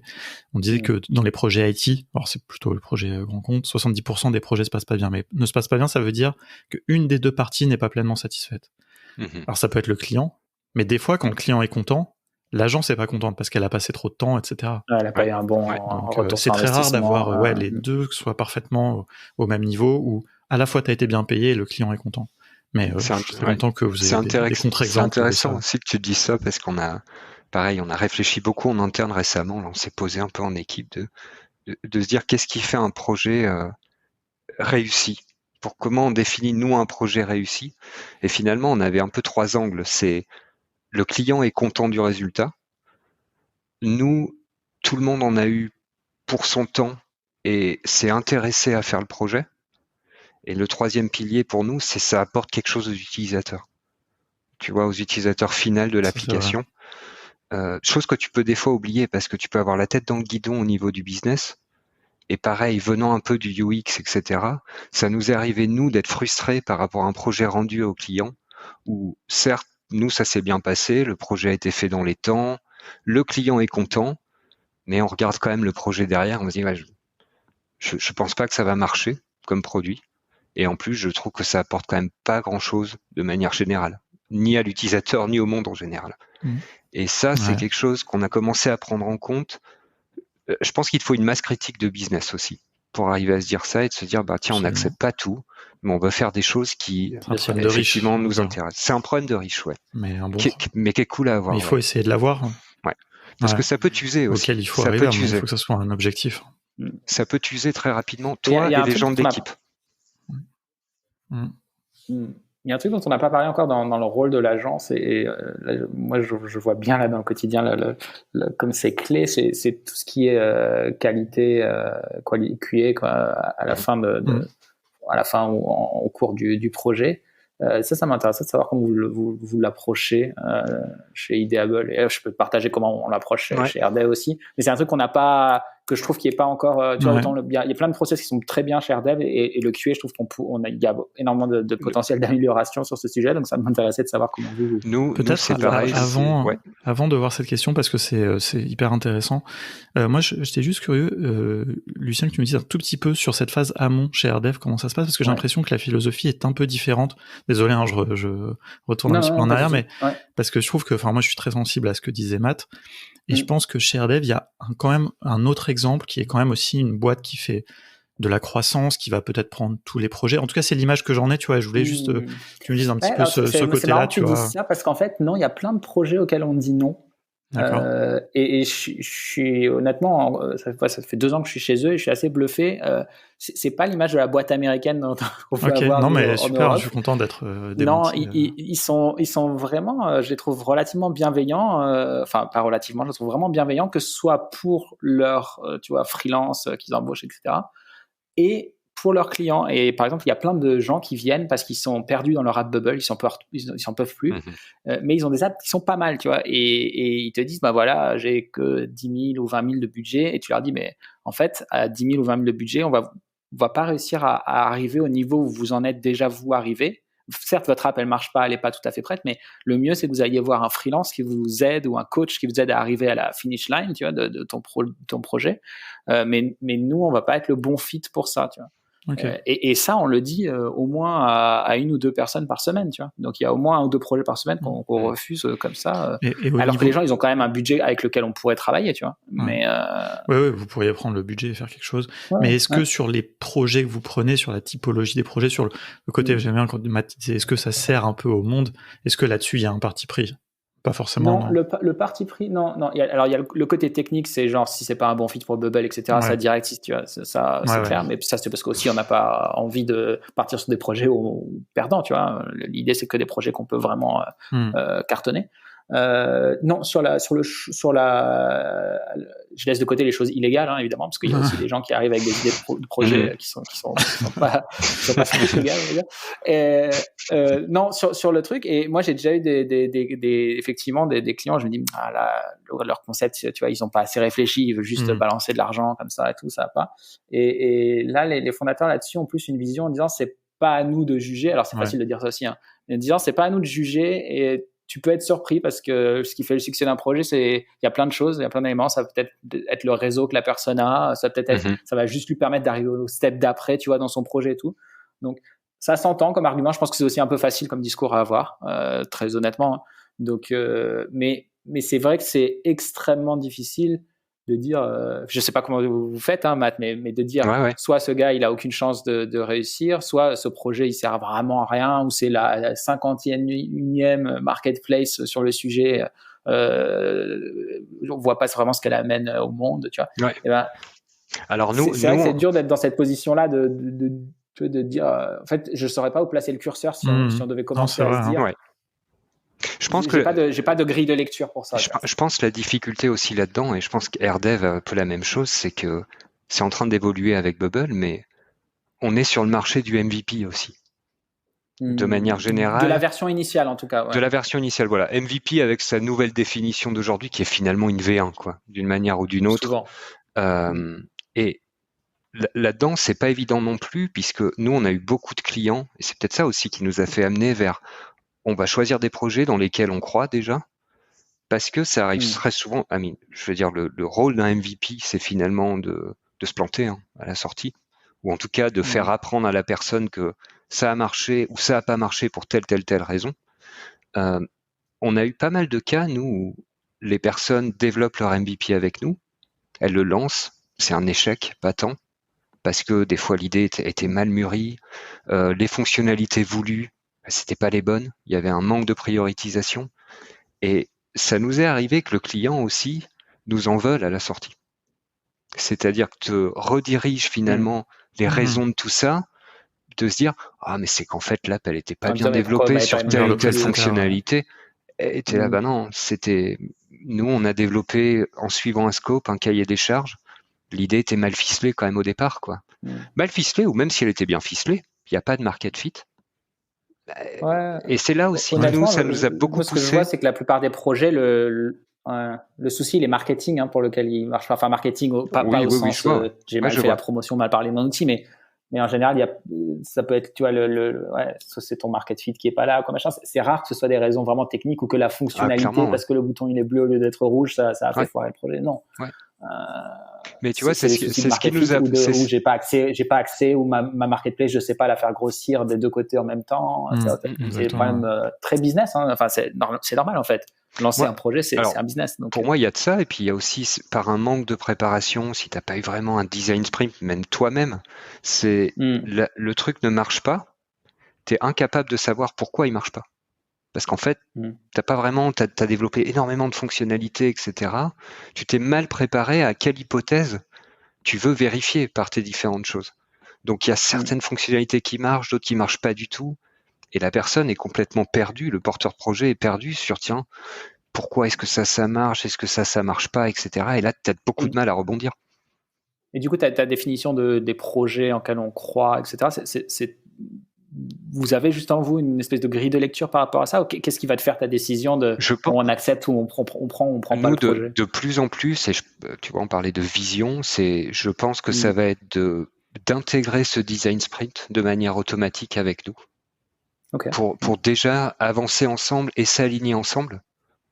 Et en tout cas, ce qui se passe aujourd'hui, c'est qu'on a effectivement des clients qui viennent vers nous, on va dire avec une idée quand même assez poussée sur pourquoi ils font une app. Tu vois, c'est pour aider dans nos process, c'est pour se digitaliser quand c'est une PME. Plutôt que de nous dire, ouais, c'est une app, où tout de suite ils se jettent dans l'application, tu vois, ils vont te dire, c'est une app où il y aura un bouton ici pour faire ci, ça. Pour l'instant, ça, c'est pas trop mon problème. C'est pourquoi vous avez besoin tout de suite d'une app, quel est l'objectif et le job to be done pour la boîte en question. Et je trouve que déjà, là, s'il y a une réponse, elle n'a pas besoin d'être parfaite. Déjà, on peut avancer ensemble. C'est-à-dire qu'on part quand même d'une stratégie digitale plus haute pour potentiellement aller vers quelle va être cette app, comment elle va marcher, etc. Et là, nous, on apporte beaucoup plus de valeur aussi d'une manière ou d'une autre.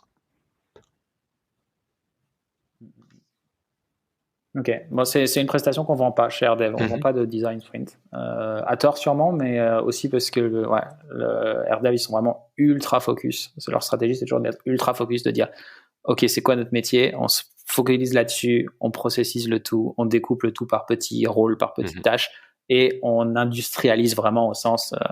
Et donc, il n'y a pas les compétences pour faire du design sprint chez RDev. Ça peut se trouver, mais c'est une bonne manière de faire aussi, parce que du coup, ça veut dire que comme tout est processisé, tout ce qui ne rentre pas dans l'entonnoir, qui ferait un petit peu dérailler le process, est mis de côté, quoi.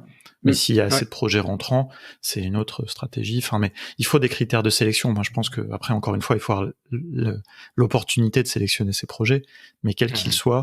Et à mon avis, de toute façon, c'est toujours un peu un croisement de cette expertise, de ce process, et puis un peu de l'envie et de ce truc de croire un peu dans le projet, quoi. Est-ce que justement, revenons un peu à la question, du coup je vous avais fait un peu dérailler, mais je trouvais que vraiment, pour moi, ce début en fait de la chaîne de production, je trouvais vraiment fondamental, quoi. Mais du coup, allons vers la fin. Alors, la fin, une fois qu'on a livré, parce que ça, c'est aussi un vrai sujet dans les agences web traditionnelles, la qualité. Et alors là, je suis vraiment, c'est vrai, c'est un très bon sujet. Je suis vraiment curieux de savoir un peu vous comment ça se passe côté no code, parce que moi j'ai vécu ça beaucoup côté code et c'est terrible quoi. Franchement, enfin, je veux dire en gros, c'est jusqu'au QA, tout va bien. Ouais. Faut pas se leurrer, c'est la même chose sur le no code, en tout cas chez nous.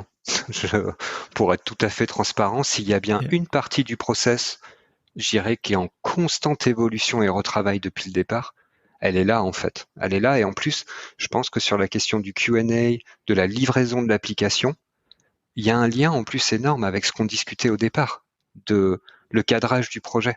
C'est-à-dire que plus tu es aligné avec ton client au départ, plus déjà, alors je parle pas vraiment du Q&A que technique, mais je parle de la livraison qui répond aux attentes. Au final, plus tu as fermé des portes au départ, plus tu t'aligneras à la fin.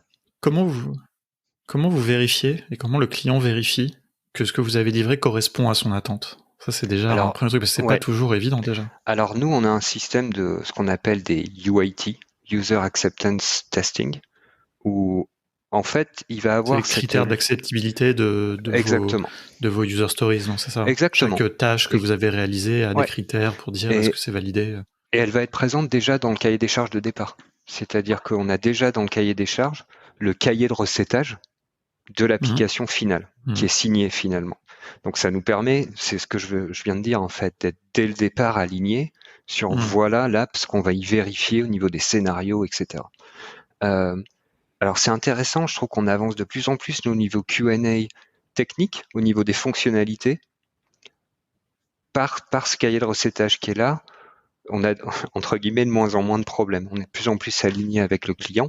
Donc c'est où on a peut-être quelque chose qu'on est en train de revoir, c'est que pour l'instant, c'est le PM donc qui va faire le Q&A.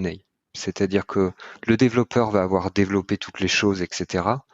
Le développeur va faire son propre Q&A dans son coin pour vérifier son travail. Ça va échelonner au PM qui, lui, va prendre ce cahier de recettage, va faire les différents scénarios et ensuite, ça sera au client de le faire. Je pense qu'on est en train de pas mal réfléchir sur un côté. Très concrètement, la forme que vous avez, c'est que vous avez un document qui est différent du document de cadrage, qui est un document de livraison, avec la liste des fonctionnalités à vérifier, à tester. Ouais. Si tu veux, la seule chose qui va se passer entre le moment où on a créé cette première liste, ce premier document, qui est un document ClickUp, on utilise tout dans ClickUp nous aujourd'hui, c'est que là, on va reprendre les user stories. C'est ça qu'on va avoir au départ. Ce qu'on va seulement rajouter au moment de la livraison, c'est les conditions de test ou le scénario à suivre. Tu vois, donc tu vas avoir ta user story, en dessous on va expliquer les instructions de test et il va y avoir une checkbox, c'est passed ou not passed. Pourquoi, etc. Et après on déroule sur d'éventuels correctifs si c'est non aligné avec le scope. Par contre, où on essaye d'évoluer en ce moment, c'est ce côté Q&A objectif. Tu vois, de réfléchir à est-ce qu'on pourrait avoir des Q&A dédiés, des personnes qui font du Q&A. Ce que j'aimerais bien, si tu veux, c'est sur un projet particulier, que la personne qui fait le Q&A, elle soit comme un utilisateur type de l'application. Elle ne sait rien de ce qui s'est passé au niveau du cahier des charges, au niveau du développement, et on doit lui dire, voilà, tu dois créer un compte, créer tel truc, et elle part vraiment de zéro avec un côté objectif complet.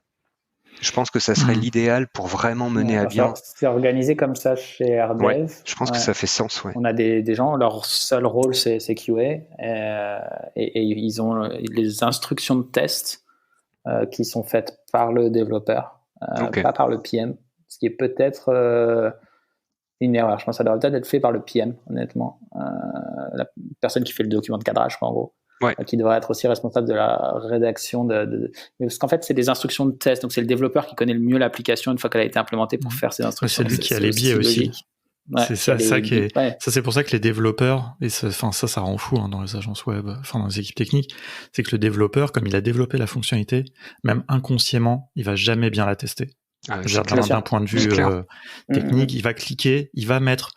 Si c'est, je sais pas, tester un champ il va taper des choses qui vont marcher, forcément. Il va pas mettre des caractères bizarres, il va même pas y penser, parce que, peut-être il va essayer. Alors après, le sujet des tests dans les équipes techniques, tout ce qui est TDD, ou vraiment même limite t'écris les tests avant de faire ton dev. Tu sais, nous, c'est même le cas pour les PM, ou même pour moi-même. C'est-à-dire, si je reviens à OpenBuild et le framework qu'on a, on a des choses qui sont automatisées, qui sont prédéfinies. Et pour moi, elle coule de source. Complètement, parce que dans toutes nos apps, on a quand même des choses communes sur nos systèmes de login, de sign-up ou de j'ai oublié mon mot de passe. Et je les fais les yeux fermés, moi, ces choses-là. Mais je le montre à ma femme, c'est arrivé. Elle comprend pas où elle est, quoi, sur oublier le mot de passe et tout. On a un flow qui finalement est bizarre, mais on s'en s'est même pas rendu compte. D'où l'intérêt d'avoir vraiment quelqu'un d'objectif hors de la chaîne de production pour tester tout ça. Pour tester. Non, le rôle de QA, ça a un sens. Ce qu'on fait pas assez bien, je trouve, chez RDev, ce que vous avez l'air de mieux faire, c'est d'avoir tu vois, ne serait-ce que la checkbox du client qui accepte la fonctionnalité, et du coup, à la fin, tu as ta liste qui est complètement acceptée. Ça aide à mieux clôturer un projet, à avoir vraiment une finalité. Ce qu'on n'a pas bien, c'est un peu le piège, je trouve, dans les projets, là, pour l'instant, chez RDev, c'est que le développeur, il accepte de faire des retouches, et puis à un moment, il dit stop. Et vraiment, c'est comme ça que les projets finissent, tu vois. Ou alors, le client, il est pas très investi pour X ou Y raison dans son propre QA, et il disparaît. Ou alors, il accepte et en fait, il aura une application qui a potentiellement des erreurs, mais pour les tests qu'il fait, ça lui va, tu vois. Ou alors, il va revenir 3 mois plus tard, quand il aura enfin le temps de bien tester. Et là, ça ira plus. Tu fais, mais j'ai plus le développeur sur le projet, le gars, il est staffé sur autre chose, etc. C'est exactement c'est bien ce que vous faites. Mais c'est exactement la même chose qui nous a amené à ça. Et c'est loin d'être parfait encore. Là, les exemples que tu donnes, on a exactement les mêmes. Et en plus, en fait, il y a les impressions. Tu as la première impression qui compte et la dernière impression, quoi, sur un projet. Et en plus, ça, c'est systématiquement la fin qui est pas, tu vois, net, qui est pas en apothéose, qui est pas en waouh. Et ça, c'est un peu dommage. Et moi, je relis ça aussi à ce qu'on disait. Je parlais de MVP ou de version 1, où c'est toute une difficulté quand le cœur de ton business, c'est de développer des choses comme ça, où le but d'une V1, c'est de se rendre compte aussi des choses qu'on a potentiellement oubliées. Parce que c'est la première fois que tu vois concrètement ton produit et tu te dis, effectivement, on aurait dû penser à faire ci, ça. Là, c'est pas pratique, soit pas sur la même page, je suis tout le temps à switcher. Et là, tu rentres dans des trucs, est-ce que c'était dans le cahier des charges ou non? Nous, on a un peu répondu à ça en disant, il faut vraiment qu'on cadre dès le départ, on signe les choses. Et on fait comprendre quand même aux clients, oui, après la V1, vous allez avoir des idées, ça va vous faire naître des choses, etc. C'est le but d'une V1. Mais dans ces cas-là, il faudra une V2, une V3, une V4. Et après, tu as quand même des clients qui vont être là à la fin du projet. Ils disent, mais ça, c'est pas comme ça. Tu fais, non, regardez, on vous a même fait les wireframes et tout. Et après, j'ai des clients qui m'ont déjà dit, oui, mais les wireframes, je les ai à peine regardés. Et je les ai pas regardés. Tu fais, oui, ok, mais attendez, on a passé 3 semaines à mais ce que je disais sur l'alignement, c'est vraiment pour nous, ça devient un truc où on est omnibulé par ça. En interne sur le process. Il faut être aligné.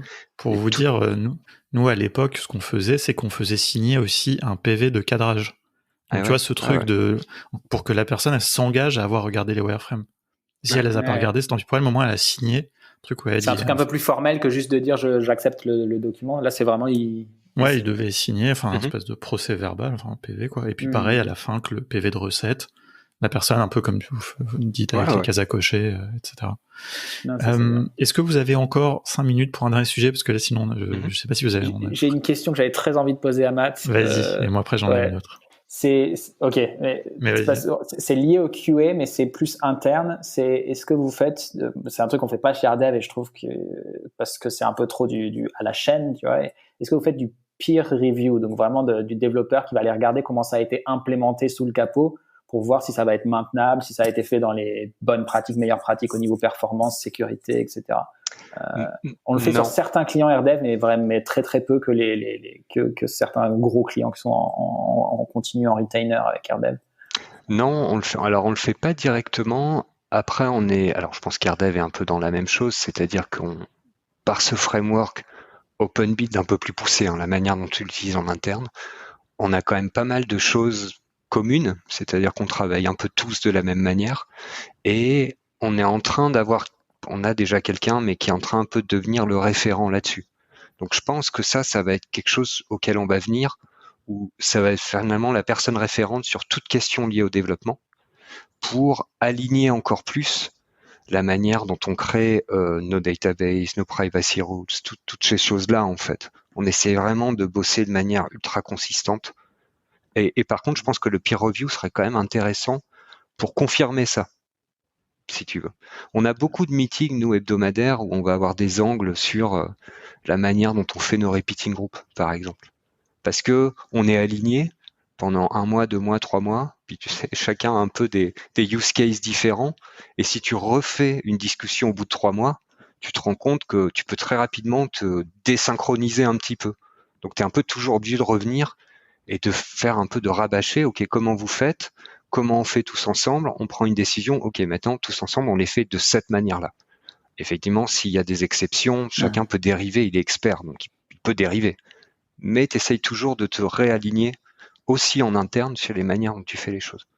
En fait, le but aussi dans une agence, et RDev d'ailleurs, je pense, sont les pionniers, sûrement les plus avancés là-dessus, c'est que d'une manière ou d'une autre, c'est que un de nos développeurs peut reprendre l'application qu'un autre développeur a fait, et idéalement, il parle complètement le langage qui est décrit ici.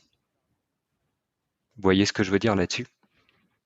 Alors ça, c'est toujours un idéal. Vous avez une sorte de documentation technique ou c'est purement dans la bubble qu'il y a des commentaires sur les choses clés?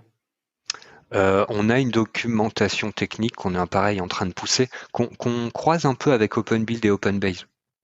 Ce qui est d'ailleurs une difficulté, parce que là, on a beaucoup de choses en interne où on développe OpenBuild en tant que produit, mais en même temps, c'est notre référentiel interne. Et des fois, on se perd un peu parce qu'on veut simplifier des choses dans OpenBuild en se disant les utilisateurs OpenBuild, ça sera plus simple pour eux. Et en même temps, on se dit en interne, bah non, nous, on n'a pas besoin que ça soit plus simple, on est expert. Et là, il y a un peu il se passe un schisme à l'intérieur. Il va y avoir vraiment un OpenBuild public et notre OpenBuild interne où on va pouvoir pousser un peu les choses. On est arrivé un peu au point de non-retour. Il fallait séparer les deux. C'est intéressant. Dernier petit sujet, peut-être pas le temps de creuser, mais je pense que ça pourra faire l'objet d'ailleurs d'un autre épisode. C'est un peu la question des freelances.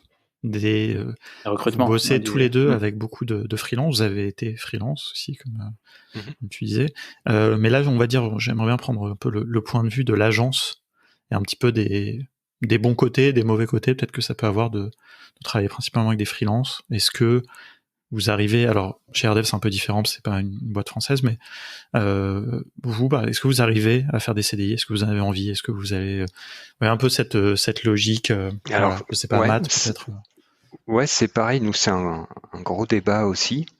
Nous, on a envie de faire du CDI.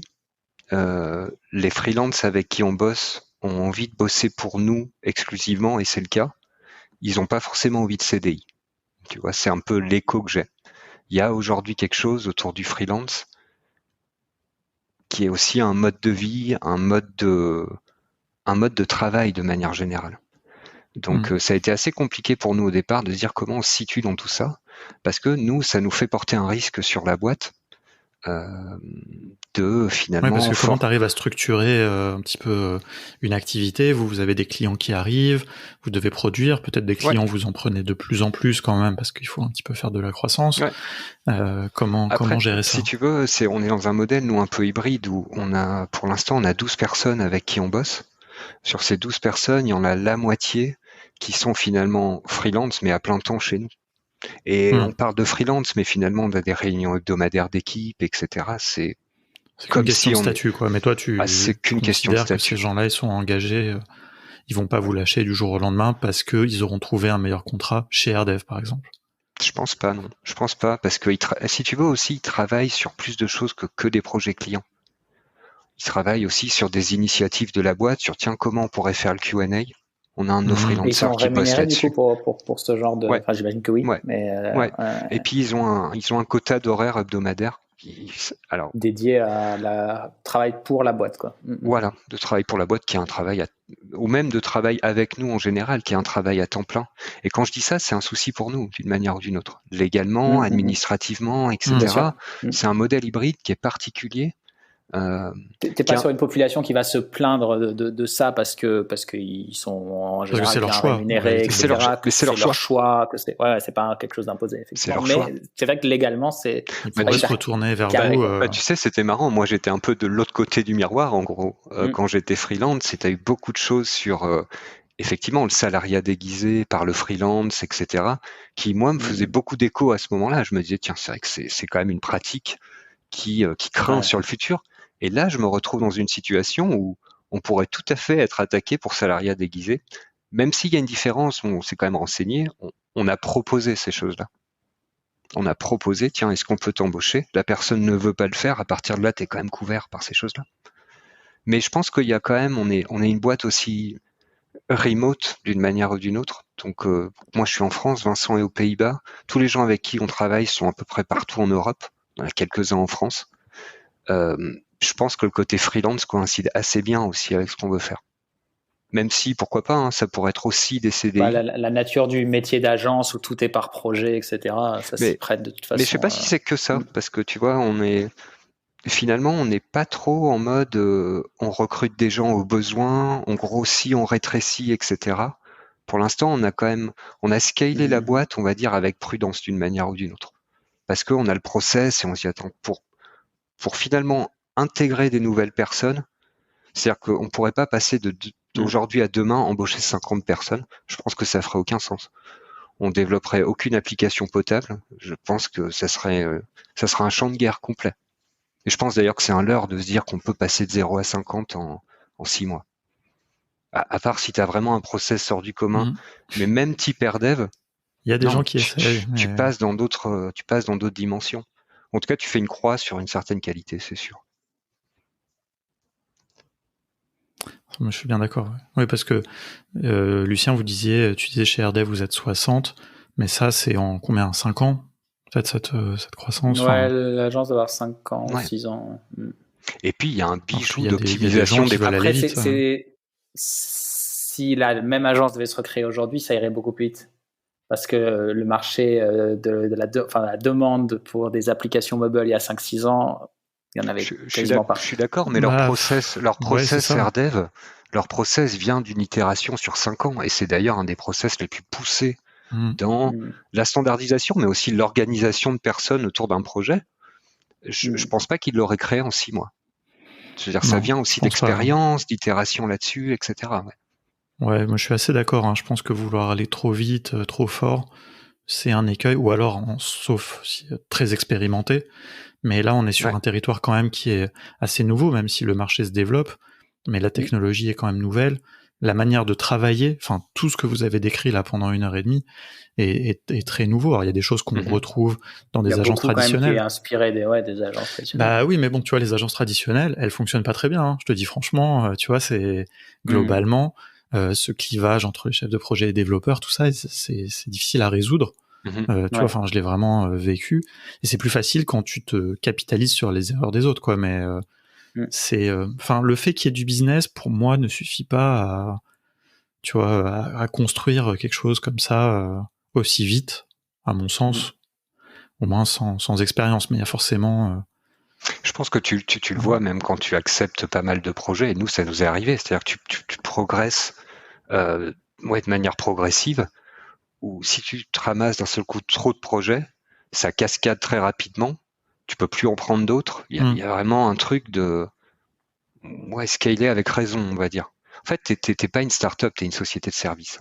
Déjà, faut se le dire à un moment donné, c'est pas évident parce que je trouve que quand on a lancé la boîte, on a eu beaucoup d'aspirations, tu vois, start-up, etc., de scale, de productifier le service. En fait, à un moment, on s'est fait une raison, on s'est dit non, c'est tant homme, il y a pas photo, il y a pas photo. Tant homme expertise. J'ai exactement la même chose à Simplon. On avait la chance d'avoir du business grâce à l'image de Simplon, mais passer de 2 à 15 en 3 ans, ça a été très dur, quoi. Enfin, et on a que à moitié réussi, quoi. On avait aussi plein de belles ambitions, plein de naïveté au début. On a fait donc ces itérations qui ont fait que là maintenant doivent être une trentaine et ça tourne pas mal. Mais c'est grâce aux erreurs du passé. Et on a eu la chance d'avoir un peu des fonds qui étaient injectés, etc., qui nous ont permis d'avoir du business. Mais même dans des conditions comme ça très favorables, c'est pas évident, quoi. Donc bon, mais bon, c'est très intéressant et justement on va suivre tout ça. C'était vraiment c'est assez cool d'avoir vraiment votre point de vue sur tout ça. Je pense qu'on a fait un bon épisode bien complet. Bon, il y aura encore plein de choses à dire. C'est un peu. On n'a pas trop abordé tous les aspects plus commerciaux de comment gérer tout ça. Plus, je pense qu'il y a beaucoup plus à dire sur le côté ressources humaines, gérer, faire. Enfin, je trouve que c'est pour en toucher 2 mots hyper rapidement. Moi, ça m'avait bluffé chez AirDev comment en fait, ils ont des espèces de parcours de carrière. Et j'ai trouvé que ils avaient plus ça qu'une boîte normale qui a des employés, tu vois. C'est assez incroyable qu'il faille aller dans une boîte où il y a que des freelances finalement, pour qu'en fait les gars ils aient des parcours de carrière, des parcours diversifiés, machin et tout. Et ils ont même un bootcamp, hein, donc tu vois ils ont vraiment, enfin, et t'es là, tu fais mais en fait pourquoi les boîtes normales elles font pas des choses comme ça aussi. Le fait que ça soit un nouveau boulot aussi d'une manière ou d'une autre, c'est finalement une nouvelle profession. Tu t'embauches et tu recherches des gens qui font une nouvelle profession, ça pose plein de soucis et ça pose aussi plein de questions d'innovation, de comment tu trouves ces personnes-là, comment tu les embauches. Le cas du CDI ou du freelance fait partie intégrante de ça. Aussi. C'est vrai qu'il y a eu un shift dans la société, en tout cas en France, tu as beaucoup de gens qui veulent plus le CDI. Quoi. Encore plus depuis l'année dernière aussi. Ah ouais, avec le Covid, ça a encore plus accéléré ça. Ça. Enfin bon, ça c'est encore tout un autre débat. Il y a un autre sujet qu'on n'a pas vraiment abordé, mais bon, c'est un peu la distinction entre des agences spécialisées, d'un point de vue technique, hein, mais bon aussi du coup projet, enfin sur la typologie de projet, etc. Et puis les agences plus généralistes, parce que ça c'est pareil aussi, c'est les deux existent dans la nature des agences traditionnelles aussi, quoi. Oui, c'est clair. Mais tu vois, c'est pareil. Moi, je pense que c'est bien mieux de faire une agence de code, enfin qui fait que du mobile, par exemple, avec avec un certain framework, que d'essayer de trop se disperser. Après, si tu te disperses, tu peux avoir plus de projets, enfin, plein de choses. Mais pourtant, t'es un grand fan de l'approche modulaire et de combiner des choses et tout, non? Oui, mais pour réaliser les projets, mais c'est intéressant, tu vois. Mais il n'empêche que cette approche modulaire, on veut l'avoir qu'avec un certain nombre d'outils, tu vois. Quand même restreint, tu vois. Et ça, c'est au prix de se dire, par exemple, nous, en tant que contournement, on va jamais former à Bubble. Mais par contre, on va se spécialiser plus sur notre approche parce que c'est de faire les deux. Tu vois, c'est vrai, c'est valable aussi pour la formation. Et je pense qu'il y a une autre dimension par rapport au no-code aussi. Tu vois, nous, on est vu beaucoup comme spécialisé Bubble et c'est le cas, mais on fait du Webflow, on fait du Airtable, Zapier, énormément de choses autour. Bien sûr, ouais. Toujours un peu d'autres choses quand tu fais du Bubble. T'as toujours besoin d'avoir du Zapier. Airtable, elle est pratiquement dans toutes nos apps intégrées maintenant. Je pense que nous, la seule ligne qu'on se met en fait, pour nous, c'est les outils no-code actuels avec lesquels tu peux faire de la prestation professionnelle. Je me lancerai pas sur Adalo, par exemple. Adalo. J'allais dire, est-ce que j'attendais qu'ils viennent dans la conversation. Mais on peut nous jouer un peu avec, etc. Et on le regarde quand même régulièrement en disant tiens, ils en sont où. Mais aujourd'hui, je prendrais pas la responsabilité de livrer quelque chose de professionnel via Adalo à un client. Sur Adalo, non. Mais du coup, tu vois la question un peu qui est liée à ce que je disais avant. Est-ce que vous faites du mobile natif? Est-ce que tu vois si vous devez déployer sur les stores, un client vous demande, tu vois, de faire une appli déployée sur les stores, est-ce que vous y allez avec Bubble et le BDK? Non, on le fait pas. Vous faites pas. Typiquement, on le fait pas. On fait de la PWA maintenant, c'est cool parce que ça nous offre un peu une voie de sortie, mais on fait jamais de modèle hybride parce que il y a des chances que l'App Store te dise non. Et qu'est-ce que tu réponds au client dans ces cas-là? Tu prends un risque. Non, mais c'est là où justement ce côté trop généraliste, moi je pense que c'est pas bon. Il faut se dire, par exemple, on fait que du web. C'est un parti pris. En plus, avec les PWA, en réalité, on peut faire plein de choses. Ça demande de l'évangélisation, parce que les clients, ils sont là, oui, moi, je veux mon appli sur le store. Mais à mon avis, ça, c'est des trucs, faut savoir dire non. Il y a comme ça des grands segments dans le web, quoi. Enfin, ils sont hyper honnêtes là-dessus, AirDev. E-commerce, la plupart des projets où les clients demandent une app mobile, ils refusent. Et quand ils acceptent, c'est en mettant tous les warnings partout, en faisant tester à quoi ressemble une app qui a été encapsulée. Et en étant bien sûr que ça va pas décevoir le client au niveau du rendu. C'est hyper important. Ça revient, on en a parlé au début, de justement le risque que tu prends et ta dose d'improvisation dans ce que tu proposes à un client, quoi. Là, la dose d'improvisation est beaucoup trop grosse, quoi. Non, puis comme tu dis, il y a une dépendance au store, etc., où il y a des choses juste qui ne sont pas entre tes mains. Il y a deux choses. Il y a le côté technique et l'encapsulation, ça passe. Apple a jamais refusé parce que c'était une app encapsulée. Et après, il y a le côté business et ça, c'est forcément au client de le porter. T'es sûr qu'ils ont jamais refusé? Ils s'en passent. Je crois qu'ils ont remis une notice il y a peu de temps sur leur envie d'interdire complètement les apps encapsulées. Ils font pareil sur la PWA. Il y a un côté Apple là-dedans qui est assez dur, mais leur propre qualité, mais pour l'instant en tout cas ils refusent pas d'encapsuler. Ça va être d'autres trucs. On a eu des apps de dating refusées, tu vois, parce qu'ils disaient non, on a trop d'apps de dating. En fait, la vraie raison dessous, à mon avis, c'est l'originalité de votre concept ou la qualité de l'application sont passionnantes, mais la raison qu'ils te mettent en face, c'est plus d'apps de dating, plus de nouvelles apps de dating, alors qu'en fait c'est pas vrai. S'il y a une app qui est hyper bien faite et tout machin, ils vont la laisser passer. C'est intéressant, mais enfin, à mon avis, en tout cas, la spécialisation quand même a du sens à plein de niveaux. Et donc, pour finir, mais revenir un peu, tu vois, le fait que vous contribuez, par exemple, à Bubble d'une certaine manière avec OpenBuild, par exemple, ça vient aussi que du fait d'avoir quand même une certaine spécialisation, une certaine expertise qui rejaillit ensuite sur vous. Alors c'est ça qui fait, c'est un peu, tu vois, même moi je savais pas que vous faisiez par exemple du Webflow, du Airtable, mais à mon avis quand même cette expertise elle a de la valeur, quoi. Je pense, ouais. Et puis il y a quand même le côté où on a misé un peu sur le bon cheval au départ aussi. Ce qui est cool, hein, parce que mais c'est, tu vois, quelque chose en tant qu'agence auquel tu fais toujours attention. On est toujours quand même en train de se poser la question. On voit des nouveaux outils no-code qui arrivent. Tiens, qu'est-ce qui se passe? Bubble, est-ce que ça va être... Pour moi, ça reste quand même aujourd'hui la plus avancée et là où tu peux faire de la prestation professionnelle sans aucun doute. Mais c'est pas infini. Tu vois, et est-ce que vous regardez les outils qui seraient plus pro, type Uncork, etc. Alors, on a regardé un peu Uncork, on a été en contact avec eux sur tout leur système de partnership, etc. Pour être honnête, pour utiliser un peu leur plateforme, c'est du no-code, mais c'est du no-code quand même qui peut être relativement technique. Et au niveau des prix, je trouve ça totalement hallucinant pour du no-code. C'est du no-code pour Goldman Sachs, en fait. D'ailleurs, ils l'annoncent comme ça. Hein. Ils l'annoncent comme ça, c'est leur client. Non. Ça met déjà bien le. Ouais. Mais je trouve qu'il y a un système aussi de la manière dont ils ont mené la boîte sur leur communication, ce truc fermé, etc. C'est un autre esprit, quoi. C'est vraiment un autre esprit. Et en plus, d'un point de vue technique, je pense qu'on peut faire beaucoup plus de choses avec Bubble qu'avec Uncork. Certainement avec moins de sécurité, de choses d'entreprise, etc. Mais de ce que j'ai vu, je pense que tu fais 10% que ce que tu peux faire. Ouais, assurance, tu vois, vraiment des workflows. Puis après, c'est une question de... C'est ça, ils ont des workflows qui sont déjà adaptés. Leurs use cases sont adaptés à des contextes de grands comptes. La sécurité, le côté on-premise potentiellement. Enfin bon, il y a tout un... Et puis après, c'est aussi un travail de commercial, etc. L'objectif de Bubble est d'être grand public, le pricing est adapté, la communication est adaptée. Enfin, un peu comme ça que je le vois. Alors là, il y aurait tout un débat aussi à faire pour nous en tant qu'agence. Sur la communication de Bubble. C'est aussi le problème pour nous, des fois, en tant qu'agence, où ils sont orientés grand public et tout le monde peut faire une application. Bubble, je sais pas à quel point ils vont pouvoir manager les deux, ou à un moment, il va y avoir aussi une sorte de schisme entre les deux, finalement.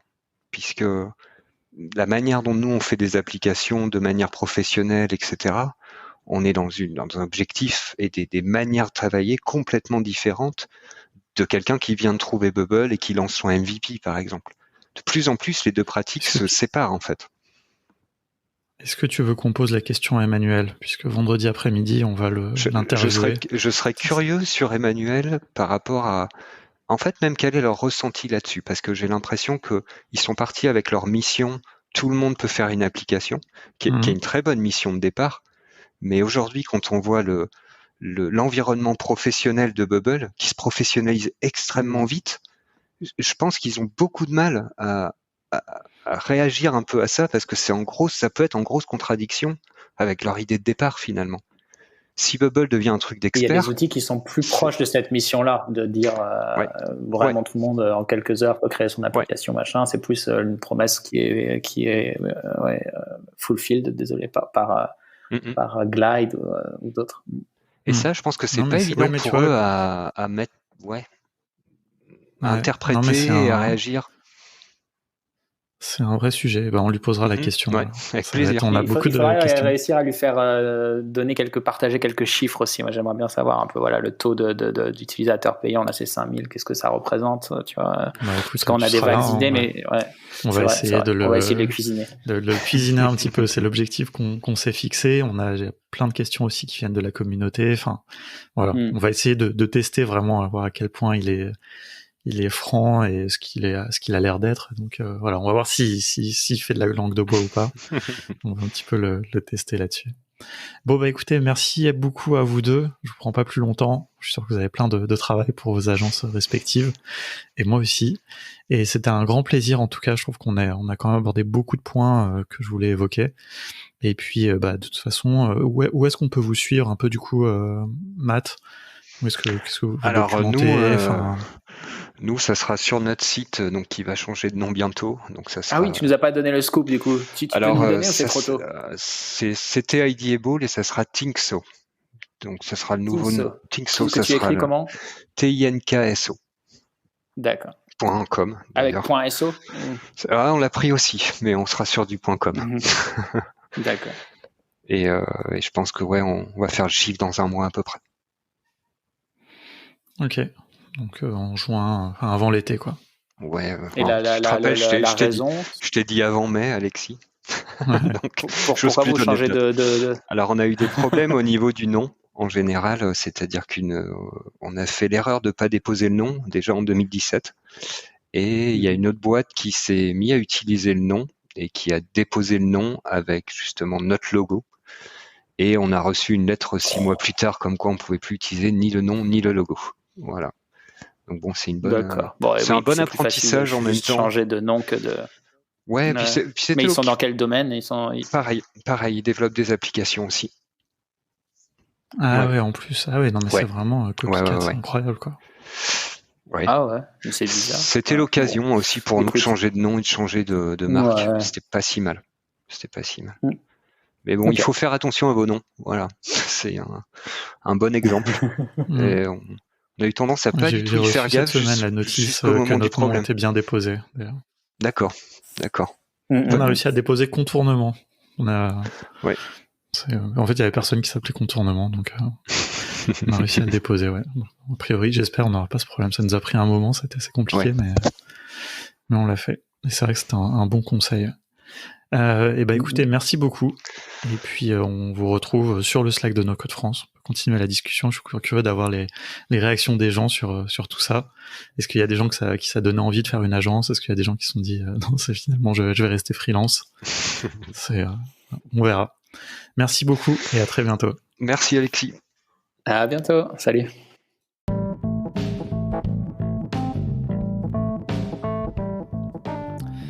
Merci d'avoir écouté jusqu'au bout, j'espère que ça vous a plu comme d'habitude. Voilà, j'ai pris beaucoup de plaisir à avoir cette discussion, surtout qu'elle a fait beaucoup écho à mon ancien métier de responsable d'une agence web avec du code cette fois. Voilà, si ça vous inspire, n'hésitez pas à venir sur le Slack de No Code France, comme d'habitude, channel podcast Contournement. Continuez la discussion. Matt et Lucien sont présents sur le Slack, évidemment. N'hésitez pas à les contacter. N'hésitez pas à les contacter si vous voulez faire appel à leur agence. Voilà. Donc, voilà, si vous avez besoin d'experts, ils seront là pour vous.